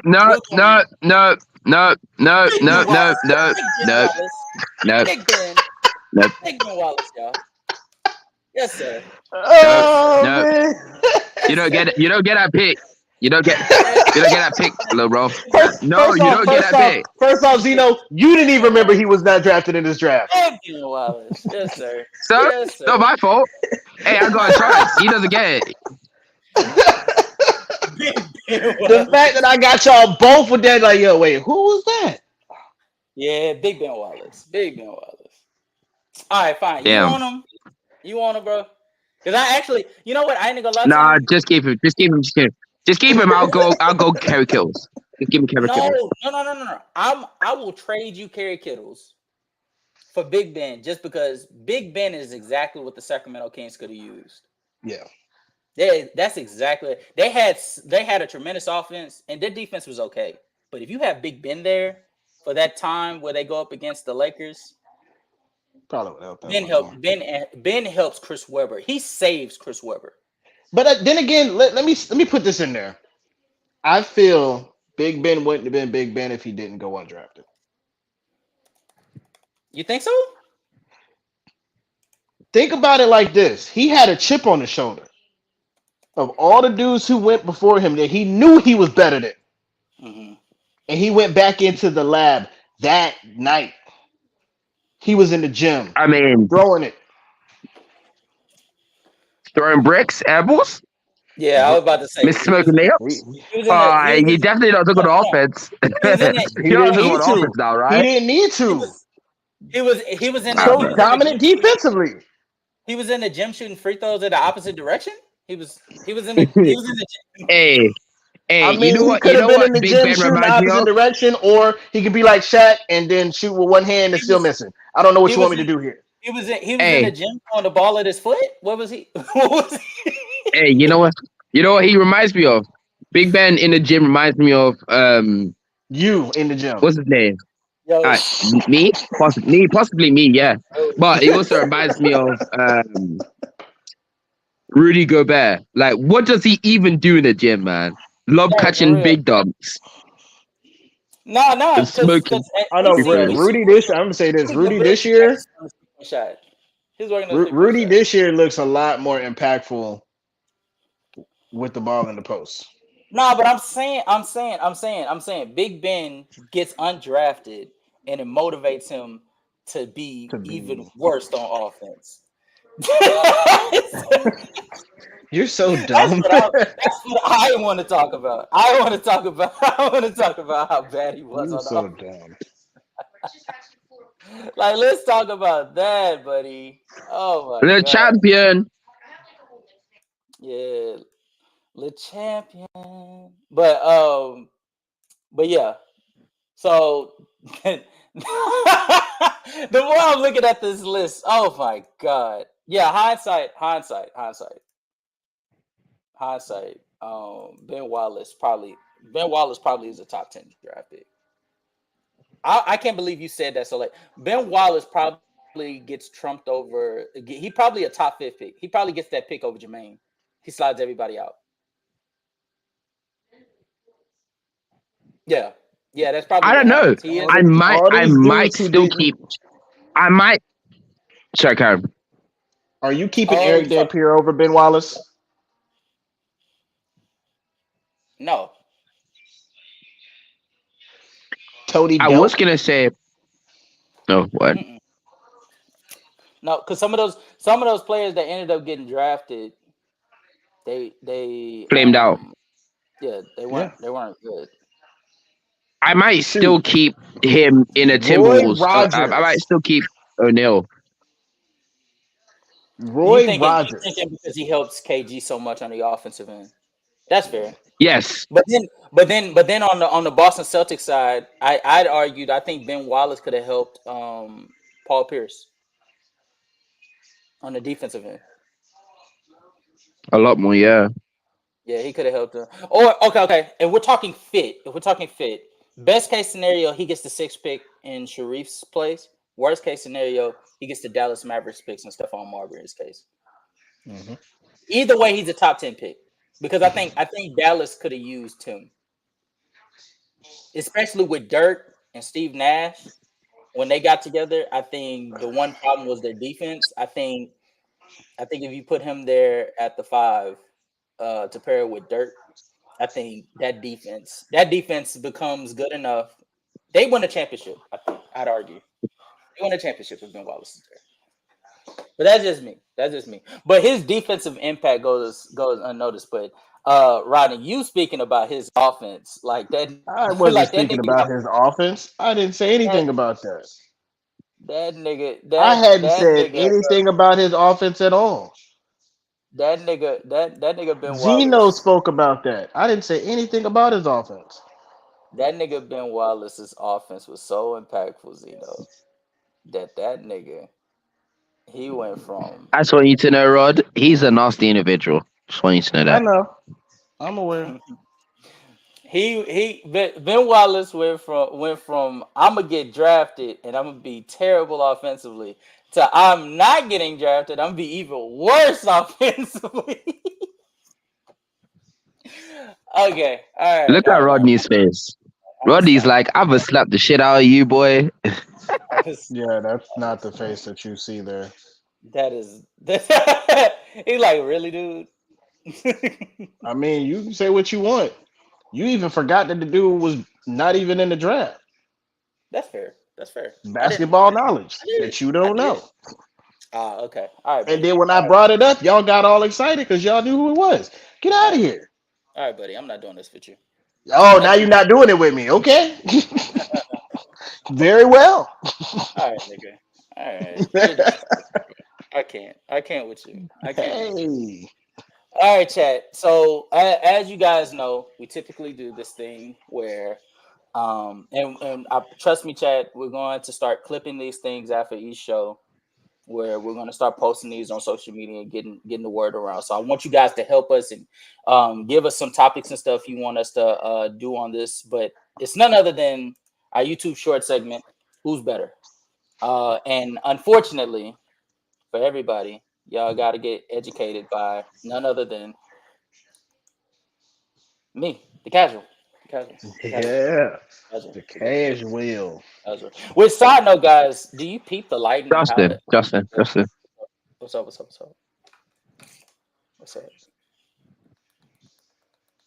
What's up? So y'all see that? What's going on? Wow. Anyway, we're gonna do finishing. Okay. Giannis. I told you it was gonna get nasty for you, my boy. Okay. So who's better, Giannis, Jason Richardson? Giannis. What? Hold on. First off, y'all said some bullshit ass shit. I don't want to hear nothing from you. Okay. All right, buddy. Week after week is bullshit. I don't want to hear Okay. nothing from you. All right, buddy. All right. Giannis, Jeff Green. Giannis. Giannis, LeBron. You talking right now? That's not what I said. You talking right now though? Here we go. All right. If we're talking right now, it's Giannis. If we're talking all time, obviously LeBron. Okay. Giannis, uh, Dwight Fangio. Giannis. The fuck? I'm sorry. I'm gonna stop playing with you like that. My bad. I'll Remember put this. respect on your name. Dwight Howard, my boy. Okay. I'm fucking with you. Dwight I'm Howard. Ooh, okay. Dwight. gonna stop playing. I'm joking. Yikes. Okay, Giannis or Dwight at their best? Lob catch it big or lob it catch it big? Giannis. Still. Giannis. Okay. Giannis or Vince Carter? Giannis. Yeah, it's Giannis. And it's not close. Okay. All right, that's it. Wow, that is a. I'm not even gonna lie to you, Chad. I thought I was gonna be under the hot That was seat. the that was probably the nicest one that someone's gotten on this chat Bullshit. channel. I'm not gonna lie. Well, the one that you did, the one that Daryl did, the one that LeChamp did, those was easy as hell. Huh? Easy. Zeno, do you want to give it a shot? You want to give it a shot? You get Which next one? week. You get next week. You can do who's better. I already got one last week. Was it 2 weeks ago? No, Or you guys I'm saying, asked who's the better defender? No, I'm saying, do you want to give it a shot at asking me who's better? No, I'm good. My internet might kick out again, so it's gonna be very awkward if I say who's better and then I get kicked out. So Well, unfortunately, chat, that's gonna be on the shot. But again, like y'all put in the chat like some who's better topics. Like it could be who's better. We did Kobe edition. We just did Giannis edition. We did Joel Embiid edition. LeBron edition. We did Atlanta Hawks edition.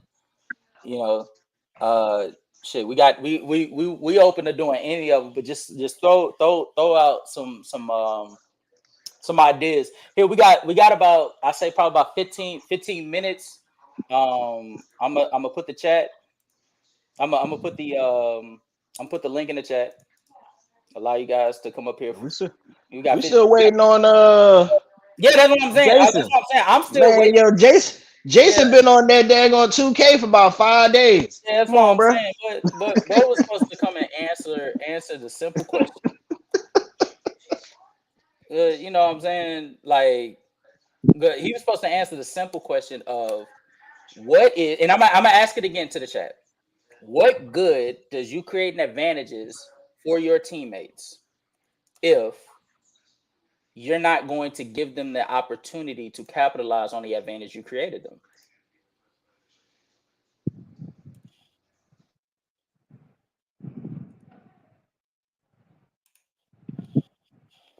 I'm open to anybody joining. If you can join the chat and answer that question. And then we're gonna put you on the hot seat because I got another one. This nigga thought about it. Oh my god, Chad. Oh. God damn. No, I don't even Don't be scared. I thought you were going like. thanks, Tank Jones. Sorry, cut you off. No, for sure. I don't know what you just said. Salute Tank Jones. Was good, y'all. Salute on the grind. Much love. Tank Jones. Yeah, the link is in the chat, man. But no, I'm not gonna lie to you, bro. This was a good first episode, getting the cook up on playmaking, talking about criteria and stuff like that. We're gonna definitely try to do much more content, especially during this stretch of the season. It starts to get a little boring just talking about the same topics, because if we're gonna keep it a stack, it's always going to be a question about the Bucks. It's always going to be a question about the Lakers. You know what it's not going to be a question about? What? The Hawks. What are they doing? The more and more I'm hearing, they're talking about making trades. They're talking about trades. They got to. Talking about trades. I don't know who I they thought we was going to trading. talk about the trades.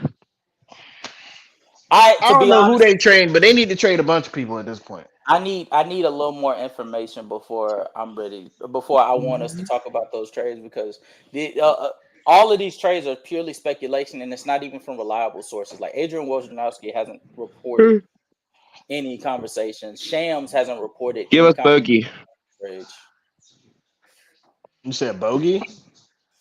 Yeah, give us Bogey. I'm not gonna You- give you anything.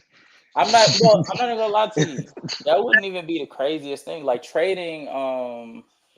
Bogey and yeah, give us Yeah, Bogey. Kelly Oubre? yeah. Trading Bogey Hell for no, we let's good. say. Okay, then shut up. No, I'm saying trade. What if We what if it straight. was a trade? What if it was a trade for let's say what if it was a trade We for can let's give you say Toby. okay, all right. Who? See, I don't, you see the Tobias. foolishness? No, I'm good. what if it was a trade for let's say Bogey for Marcus Morris, Nicholas Batum, and let's say Shake What the Milton. fuck with two men? And Shake Milton. So you get a backup point guard. I think Shake Milton's not on our team. he's not. He got traded. Yeah, he's on the Timberwolves. Oh, not Shake Milton. What's the dude? You know who I'm talking Melton. about. Melton. What's his first name? DeAnthony. DeAnthony Melton. Yeah. Yeah. So you get a backup point guard that has some defensive ability. You bring you also get Nicholas Batum, which I think he upped his stock since joining the 76ers. Marcus Morris is just salary filler. And I think what could possibly persuade you is what if they added like a draft pick or something? Because he's right. You know you want to get Bogey off of your team. Mm-hmm. He's not really doing anything for We you. can give you KJ Martin instead of off the Melton. bench. Other than dropping 40 off the bench, I don't know. I mean, is that We can give you moving KJ Martin instead of Melton if you want.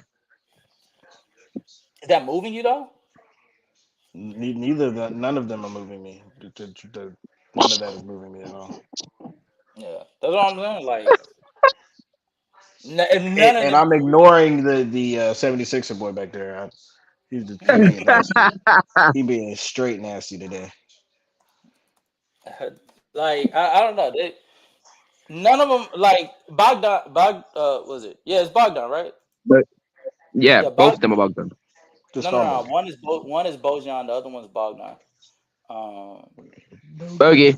Yeah, Bogdan is like he's a good like shooter, but for the money y'all paying for him the money that y'all paying for his services, mixed with the fact that y'all got a shit ton of big players that like pause. Y'all have Sadiq Bey. Sadiq Bey is 6'7". You have DeAndre Hunter. You have Jalen Johnson, which is actually the biggest surprise that I'm excited about. Jalen been playing amazing. Yeah, you got Jalen Johnson. You also still have DeJounte, which until y'all figure out exactly what to do with him, I don't know. Jason, join the stream. I just put the link in the chat. Join the chat. Get in here. Get in here. Just jump in here, man. Please join, Jason. Hey, gotta have your camera on. We gotta hear what you got to say. I just want to talk with you. I just want to talk with you, bro. I just want to talk with you. You sound like you have a bat behind your back. I just want to talk with you. Just want to talk to you. Swinging with the bat. Man, he light skinned. You shouldn't be afraid of that. Calm down. He's light skinned.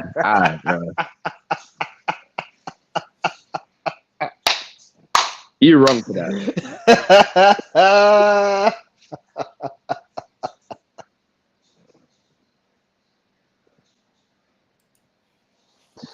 Anyway, so me, Zeno, our teams are winning. What are the Hawks doing so far? I don't know. I want Seth Curry back. Yes, bro. Seth Curry is like, what is Seth Curry doing for the Mavericks this year?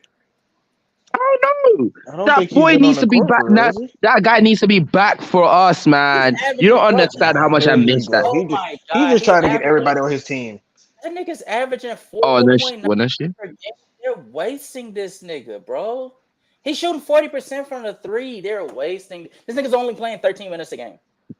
To be fair, he is the defensive liability. So yeah. You could be a defensive liability, or you could be a defensive Sure. liability, or you want to. When you give him proper minutes, they gave him 29 minutes for Brooklyn. Guess what he averaged? He averaged 15 points on 46. Yeah, but you need to remember who he's playing behind. He's playing behind Luka, and who's the other guard? Who's not there? He's injured. What? Right? I'm talking about in general, not now, but I'm talking about in Kyrie. general. That's why he's not playing much in. No, he's But when playing he's not behind- there, I would but agree. he's playing- injured. No, he's playing behind Luka because Luka's the point, and then if Luka's not playing, like okay, it's just Kyrie. It's just Kyrie that gets moved to the point. So that's even further like reason to give him more minutes. The fact that he's only averaging 13 minutes a game, like that's criminal. You're wasting it. That made no sense to make that not to make that trade. It made no sense to trade him then. If this is how you're gonna utilize him. But anyway, we got Jason Kidd in the chat, on the panel. What's going on, Jason? Jason the Kid. What's going on, brother? What's going By on? the way, y'all? by the way, shout out to you. I don't think I ain't noticed that debate last night with you and Mac Duff. WU, bro. WU. That was Good an looking, excellent, man. that was an excellent debate right there. But Yeah, Lamont, nasty work, man. yeah, I'm not even gonna lie I to tried you. to send I tried to send him some clips that would have debunked Uh-huh. everything MacDev said, right? But he Yeah. said he couldn't put it on the screen. Logos right after me and was he able to gets to put stuff display. on the screen. Yeah, he gets to display the shit. That's crazy. That's But I ain't crazy. I ain't gonna get into that Yeah. though. I'm saying that it's politics over there, man. I'm just saying, man. I don't know if he got hate for us, but No, he be protecting I think- Pokemon. He be protecting Low. He be protecting his usuals. He be protecting Sturdy. I don't know, man. I don't know. I think for a certain point, I think the reason why he didn't want to, it might be. I'm just making hypotheticals because I wasn't there. It could be the fact that he knows that if anything goes wrong with what Lowe sends, Lowe could pay for that shit. He doesn't know if you could, and that's why he didn't. I'm just throwing out hypotheticals. Don't come for me. Yeah, but what's I'm the saying. Well, what's it the is excuse for Lock? stats and stuff like that. Like, Yeah, like what's the excuse for Lock? Oh, fair enough. Or Mac Duff. Mac Duff is like I was not talking about that. I was not talking about that. I was strictly talking about Jason the Kid and McDuff. Oh yeah, no. When it comes to Mac Duff, I think Mac Duff got thrown a bone because what happened with him and True the King about a couple hours earlier, because he got stripped. He lost unfairly to True. Because I look back at that video and True literally threw the flag saying that he thought that Mac Duff said that Russell Westbrook averaged 5 consecutive triple doubles. That's the flag that he threw. I go back and look. He mentioned Oscar Robinson averaging a triple double for 5 consecutive seasons. Now, was he wrong on that?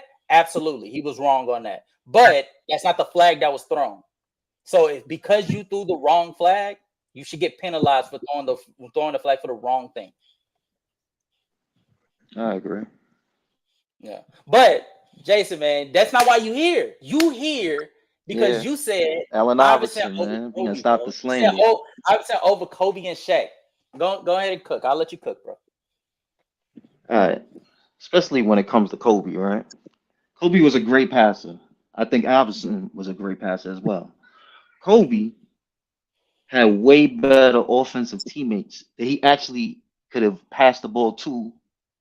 And instead of taking those shots with 2 and 3 people on him. Mhm. Meanwhile, if you look at Allen Iverson, he was trying to do the same playmaking and passing, but his teammates didn't have that offensive ability. Like the teammates that all these other players that you got on the list had. Mhm. So when you have like I guess his best offensive player might have been Aaron McKee, maybe. Yeah, probably McKee. You talking about specifically in that 2001 season, or you talking about totality? Well, yeah. Basically, I'm talking about 2001 and just Oh, okay. yeah.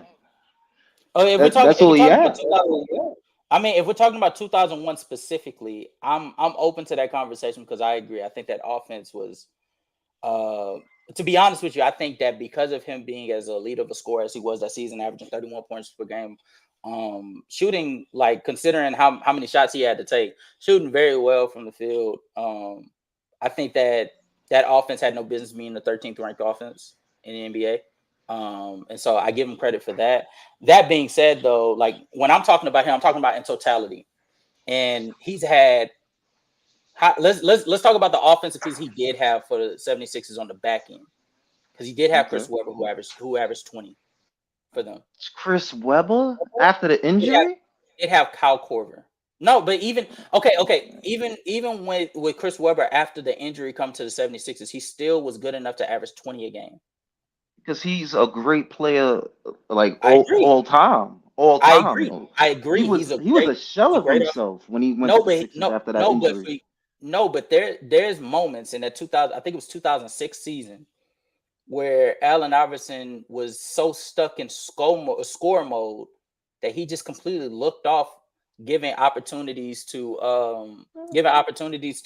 not just Chris Webber, Samuel Dallenberg. He wasn't a bad offensive piece. Iguodala, he wasn't a bad slasher. He didn't give him opportunities. Kyle Korver didn't start getting the opportunity until Allen Iverson got traded to Denver. So I disagree with all of that. I ain't gonna hold you. Iggy was made from AI. Them two throwing alley. What? Like what? And Kyle Korver, he was hitting Kyle Korver for game winners and all of that. You think he was throwing alleys the Salem Dallenberg in the paint. He was feeding them dudes. Even when he went to the Nuggets, right? He was like the second leader scorer in the league, I think, at that time, something like that. Him and Melo was like top dog. He took a back seat for Melo, and you can see it on the court. This time he got fast break layups, and he'll see Melo, and he'll kick it to Melo instead of just making an easy layup if he wanted to be a ball hog. But he just passed it to Melo. Shoot that. But you're proving you're proving my point. He was an amazing scorer. But when we're talking about playmaking, again, I'll ask you this. How did Allen Iverson? What good is the advantage that Allen Iverson created for his teammates if he's not even going to give them the opportunity to capitalize on the advantage he created for them? In my eyes, he did give them the opportunity. To me, he passed the ball. I don't know. I don't see what you see as far as like him being like a super ball hog and Chuck and all of that other stuff. I don't think he was a super ball. I don't think he was a super ball hog. I definitely think that he passed the ball and was playmaking at a better rate than you're giving him credit for. So do you think? When it comes to, okay, let me ask you this. So do you think that he passed the ball? That he passed the ball as effectively as Shaquille O'Neal? I think he passed the ball more. What do you mean? And more effectively. How so? When Shaquille O'Neal especially in his peak, because again, I preface my comments by saying, let me put the list back up so you can also see. I preface my comments by saying that I think that Shaquille O'Neal's prime isn't necessarily what puts him at that 11th spot. It's his peak. Yes, it's his peak that put him there. So 1999 to 2003, Shaquille O'Neal was creating opportunities for the likes of Rick Fox, Derek Fisher, Kobe Bryant before he started to take on more of a shot creation role. Like, he was creating opportunities for those guys. He was creating opportunities by getting the ball in the post, having the willingness to draw in the double team, and effectively. I got one question. Who's the worst? Who's the worst scorer out of all the players you just mentioned on that team? Who's the worst scorer? Who's the worst scorer on the Lakers? Yeah. That Shaq was creating for. Who's the worst player out of all of them? Worst player, I'd probably say Derek Fisher. Derek Fisher or Rick Fox? Okay? Is either one of those players, Derek Fisher or Fox, a better offensive player than Aaron McKee? I'd say they were better. They were better offensive players. So the worst player, offensive player on Shaq's team is better than the best offensive player, of course, aside to Allen Iverson on the Sixers. Okay, but okay, you're going based off of what you saw, and actually, the more I'm looking at it, the more I'm looking at it, I'd say that Aaron McKee noticeable drop off was brought in around the time he got to Philadelphia because he was shooting. To get this, he shot 41%, 37%, 39% from the 3-point line in his years in Portland, Detroit for 2 years. Gets to Philadelphia, it drops all the way, it plummets all the way down to 19%. The moment in 2000 it's at 36. In 2001 it's 31, and then in 2002 it's 39. And then in 33, and then in 03, it was 33%.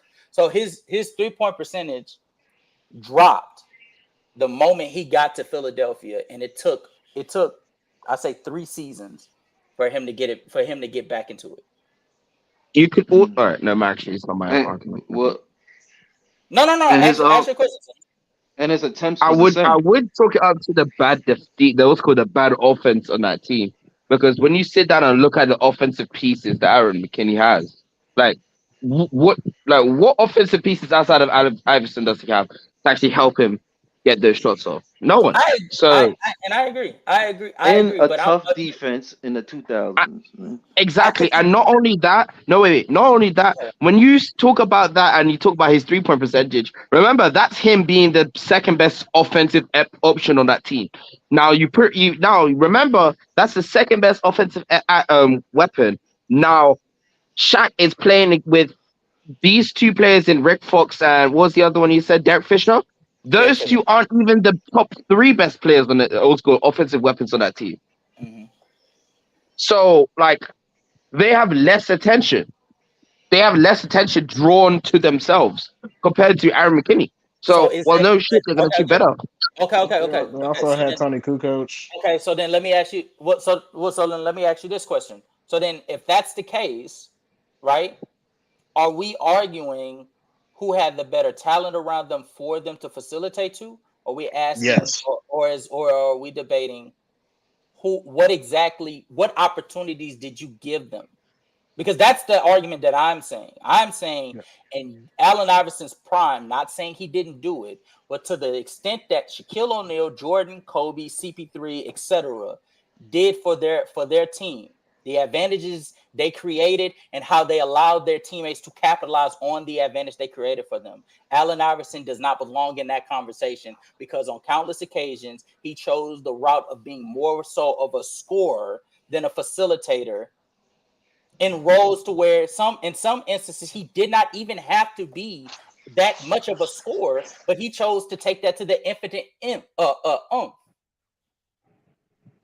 you that's what I'm telling me when it comes, if you compare Iverson shot saying. selection Hmm. and playmaking compared to Kobe, you trying to tell me that Allen Iverson took the worst shot, well, the worst No, no, attempts I'm not saying. as No, far I'm we not watched saying. I'm not Kobe saying that. on better offensive teams take shots with 2 and 3 people on them, talking about the Mamba mentality. I'm Like not saying. I'm not talking that's about what shot. the person I'm you not just talking. described just I'm not now, talking about. honestly, I'm not talking is about shot Kobe selection. Bryant. I'm not talking about shot selection though. And when it comes to what you were saying as far as like just making those Hold on. Look. opportunities for Oh, those go ahead. players, right? Hmm. Yeah, because you're talking about making basically just making the opportunity for those players, right? And So if allowing you're them to playing capitalize on the basketball opportunity. and you know that you got a dude like I don't know whoever, and they can't shoot for nothing, they're not really a good offensive player at all. How many times are you gonna create something and give them the ball to watch them miss or airball or whatever the hell they do, but not score? How many times are you gonna continuously do that if you're trying to win the game? Like, is he And supposed to continuously pass them the ball and watch them clink, or like? in the 01 season, there's only one player that took that. Oh, I'm sorry. I'm looking at the wrong season. I was looking at the 06 season where he actually had offensive help and he took 25 shots, and the only other player that took more than 10 shots was Chris Webber. I'm gonna go to the 01 season to get back on the argument though. Is that Mar? Real quick. Huh? Whatever you say with Is that, that I could Mar? go on Kobe and it's worse Oh, because he had better real. teammates and he took worse shots. No. I'm not talking about the quality of shot. I'm not talking about shot creation. I'm talking about you allowing your teammates to create that advantage. Because But they go hand in hand though, because my bad shot I'll give you a good. could have I'll been give you a good me example. Hold on. playmaking. Wait But a minute. I'll give you a good example. And real quick, shout out to Minor. Thank you for joining the panel, bro. Okay, it's mine. Of course, casual. Of Yeah, course. shout out. I'll give you a good example. Before you go, I'm gonna have to go. Oh, go ahead. Stay safe, man. Okay. Shout out, brother. Going back to the conversation that I think Smush Parker had in his interview, where he was down in Kobe for being this type of teammate that was not the greatest leader in the locker room, looking him off and stuff. Do y'all realize that Kobe gave Smush Parker his best season of his career? You push Smush Parker in multiple situations when he was put into the NBA and he did not excel. The only time he excelled was when he was playing alongside that man, Kobe Bryant, and Kobe Bryant gave him the opportunity to execute off the advantages he created for him, and he capitalized. I think he shot like 40% from the three-point line that 1 year. that's nasty work. No.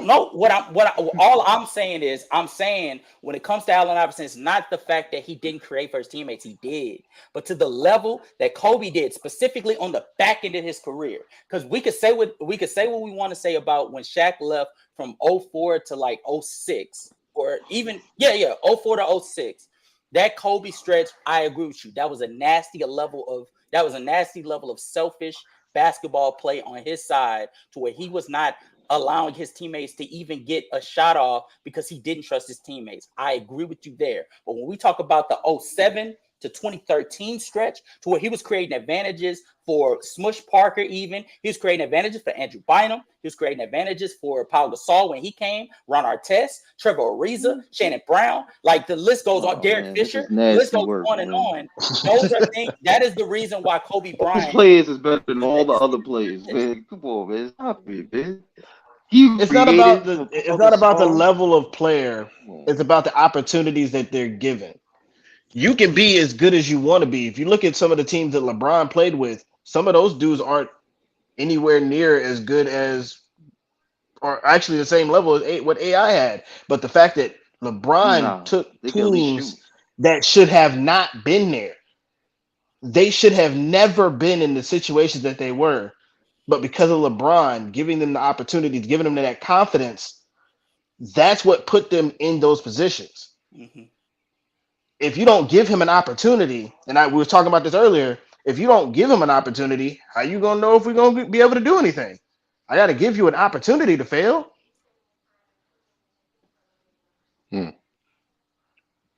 So basically, y'all point is y'all just don't think that he ever gave his teammates the opportunity. That's what it's coming down to. I still feel like he gave them the opportunity. That's not what we're saying. I want to preface my comments by saying it's not that I don't think he ever did, just not to the level as some of the players that I have on my list. Yeah, that's all you're saying. I'm not saying compared to everybody else on that list, he's behind them as far as playmaking. Every player on that list. That's almost undeniable. I will say, casual. I enjoy your top five. After your top five, we get a little shaky, brother. Get a little shaky. All right. I guess you didn't get a chance to cook me on the in the chat about it. So go ahead and say what you're gonna. You want me to put the list up real quick so you could cook on it? Yeah, please. Yeah, I got you, brother. God damn, man. Hey, yo, might come on to that point. I'm just keeping it a buck. James Harden above. You know what? I'm not mad at James Harden being on this list, but having him ahead of CP3, Jordan and Shaq, that's no bueno. Especially with the when you look at all of those players and their playoff performances and the way Mhm. they continue to play make in the playoffs, and you see that dramatic dip from James Harden consistently. That's why I couldn't have him ahead of literally everybody else that he's ahead of. Even the one that's kind of shaky is Steph, because Steph also has a pretty big playmaking drop off in the playoffs. But everybody else, CP3, nah. Kobe definitely not. Jordan definitely not. And Shaq is, I think, man, the disrespect to the big fella. That's tough. No, I think I well, okay, okay. I'll say it. I'll say it because I don't know if you heard me.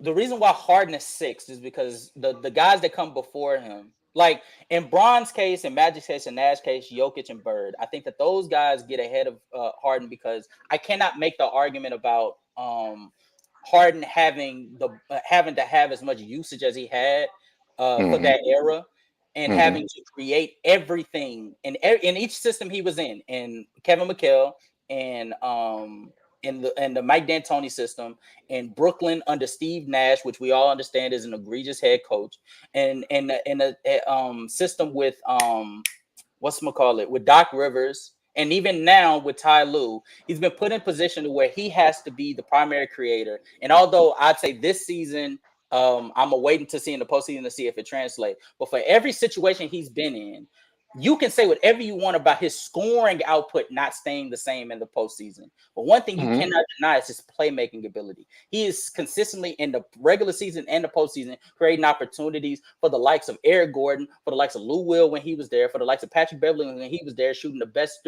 from the 3 point line that he ever shot in his career alongside James Harden. Playing alongside Montrezl Harrell, he created opportunities for him. Clint Hmm. Capella had some of his Can't best compel. years. James Harden.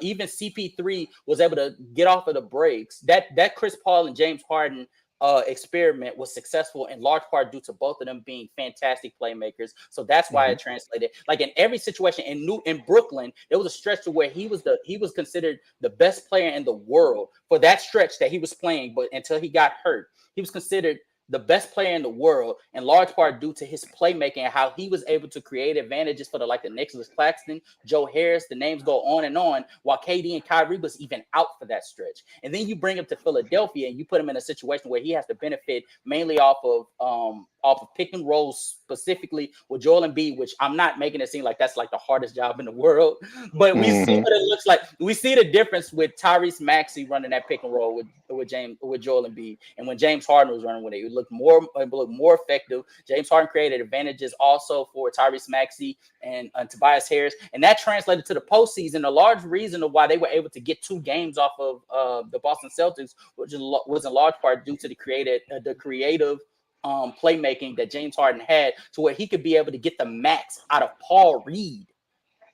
Who Hmm. thought that Paul Reed was going to play that well in the postseason? And so that's why James Harden gets the nod for me because of his longevity playmaking wise and his versatility being put in multiple systems over his career and still excelling in whatever you need him to do. That's why I put him ahead, but I'm open to the conversation of you putting Curry and even CP3. I'm open to that conversation as well. I hear everything you're saying, and those are all very valid points. I want to point out though that when you're talking about James Harden's playmaking, it Mhm, comes from his gravity of his ability to score. mhm, So when in the postseason, when his scoring goes down, that affects his gravity. mhm, So instead of constantly pushing up on James and allowing him to either draw fouls or being able to step back and hit a contested three, because his percentages all go down across the board, the effectiveness of his playmaking is also affected. That's why he's not able to do those drop off passes or those lob dunks to Capella in the playoffs. That's why he's not able to effectively get to the free throw line as well in the playoffs. Those are the reasons why I wouldn't have Harden above Curry and CP3 and definitely Shaq. I think the I think you're not looking at how well Shaq handled playing out of the double teams, how Mhm. well he allowed teams to double him to create those advantages, not only just for Kobe, but for Rick Fox, who was a big beneficiary from his playmaking, from Mhm. players like Byron Shaw, like players like oh man, what's my man? I'm looking dead at his face, George. Um, Oh, Devin George, Devin George. yeah, Devin Devin George. George. Yeah. All of those players benefited from those double teams and those drop offs that Shaq allowed to. He created that gravity, and because of that, and allowing that double teams to come to him, that allowed Kobe to virtually play one on one Mhm. because you couldn't come off of Shaq. So that allowed Kobe to score, and that was a huge amount of the playmaking that Shaq created. If Shaq's not Absolutely. on, if Shaq's not on those early 2000 teams, Kobe one isn't the player that we see today, Yeah. and he's not able to even score in the same way because at that point he doesn't have the skill. He's good, but he's not good enough to carry a team. Yeah. So looking at that, Shaq got to be. Now, if you said Shaq, Jordan at the top, the bottom half, I don't mind that because Jordan's playmaking, in my opinion, is a bit overrated. I think the better playmaker on our team definitely was Scottie Pippen. I think he took full advantage of the athleticism of Jordan, especially in transition to get those easy buckets. Mhm. I think Jordan was more reliant on shooting out of a double team than passing out of a double team. There's too many examples of Jordan literally being trapped and just him using his Looking for a craftiness. different angle, using a different angle to score. Ex- exactly. Instead of simply passing it to the open man and literally having to be reminded of, hey, this player is open. Get him the ball, force the defense to rotate. It was too many examples of Jordan not taking advantage of the opportunities that he literally created for his team. So I get why you have Jordan on the bottom half. But Shaq, you gotta give some better love to the big fella, man. You I got to. I I I tell you like it. what. I I tell you like what. it, I Mr. tell you Man. what. I like it. Yeah. Yeah, I'll put I Shaq tell. over Kobe and Iverson over Kobe. Okay, Iverson. Iverson. Iverson. I like how he tried to Yeah, nah, you slide trying to that in slide that. there. You not getting Hey, that one in. hey, real It's quick. I want in to give. there, man. I want to My give. I boy is want to a give a shout rookie out to. average. I don't care about the assists, so you might as well stop right now, kid. Real quick, I want to give a shout out to Jason the Kid. Shout out to Miner for coming into the panel and cooking on this topic. I appreciate that, and we're definitely gonna do it. I just went to check my schedule. Wednesday, I'm gonna do. I'm gonna do a random stream. All right, chat. I'm gonna do a random stream where I'm just gonna I'm gonna allow you guys to come up. I'm gonna drop the link, and we just gonna cook FYF. I'm gonna drop the link for you guys, and I'm gonna allow y'all to come in and get y'all piece off, and we're gonna go however long you guys want to go. I'm off that day, so shoot, let y'all cook. Shout out to Sturdy for hopping in the chat. Shout out to our boy Daryl, much love. Shout out to True. Shout out to my boy Up the Score. I'm assuming that's Mar, none other than Mr. Mar. Uh, shout out to um, shout out to Jason the Kid also again. Shout out to Tyson. Much love. Shout out to Le Champion. Shout out to Tank. Hey, Um, go James. shout out to Salute, my boy. Swish. Yeah, shout out to Swish and shout out to Slime and shout out to my boy Go James. Always coming into the chat, showing love. It's much love, much love. But we gotta wrap this show up, man. I gotta let my girl get to her brunch. She got to talk about a book that she didn't read, so I gotta let her do that. Gotta let her do that. But I promise you guys, we're gonna do it. We're gonna do a show on Wednesday. We're gonna do it big. All right. Oh yeah, Um, oh yeah. I'm gonna go ahead and drop you guys down real quick so we can go ahead and wrap this up. Salute, fellas. Salute. Salute, brothers. Yes, Appreciate you. yeah, salute, Appreciate you. yo. Salute, salute. All right, y'all. We're gonna go ahead and shut this down, man. It's been me, Rod. Zeno had to leave, due to family responsibilities, but it's much love. We thank you guys so much for being active in the chat. Hitting that like button, hitting that subscribe button. We're this close to getting to the 100 subscribe button. So if you guys can be able to, get us there as soon as possible, we would appreciate it mightily. But it's been your boy Casual. It's been your boy. And we're out We of the out. building, baby. Out. Peace.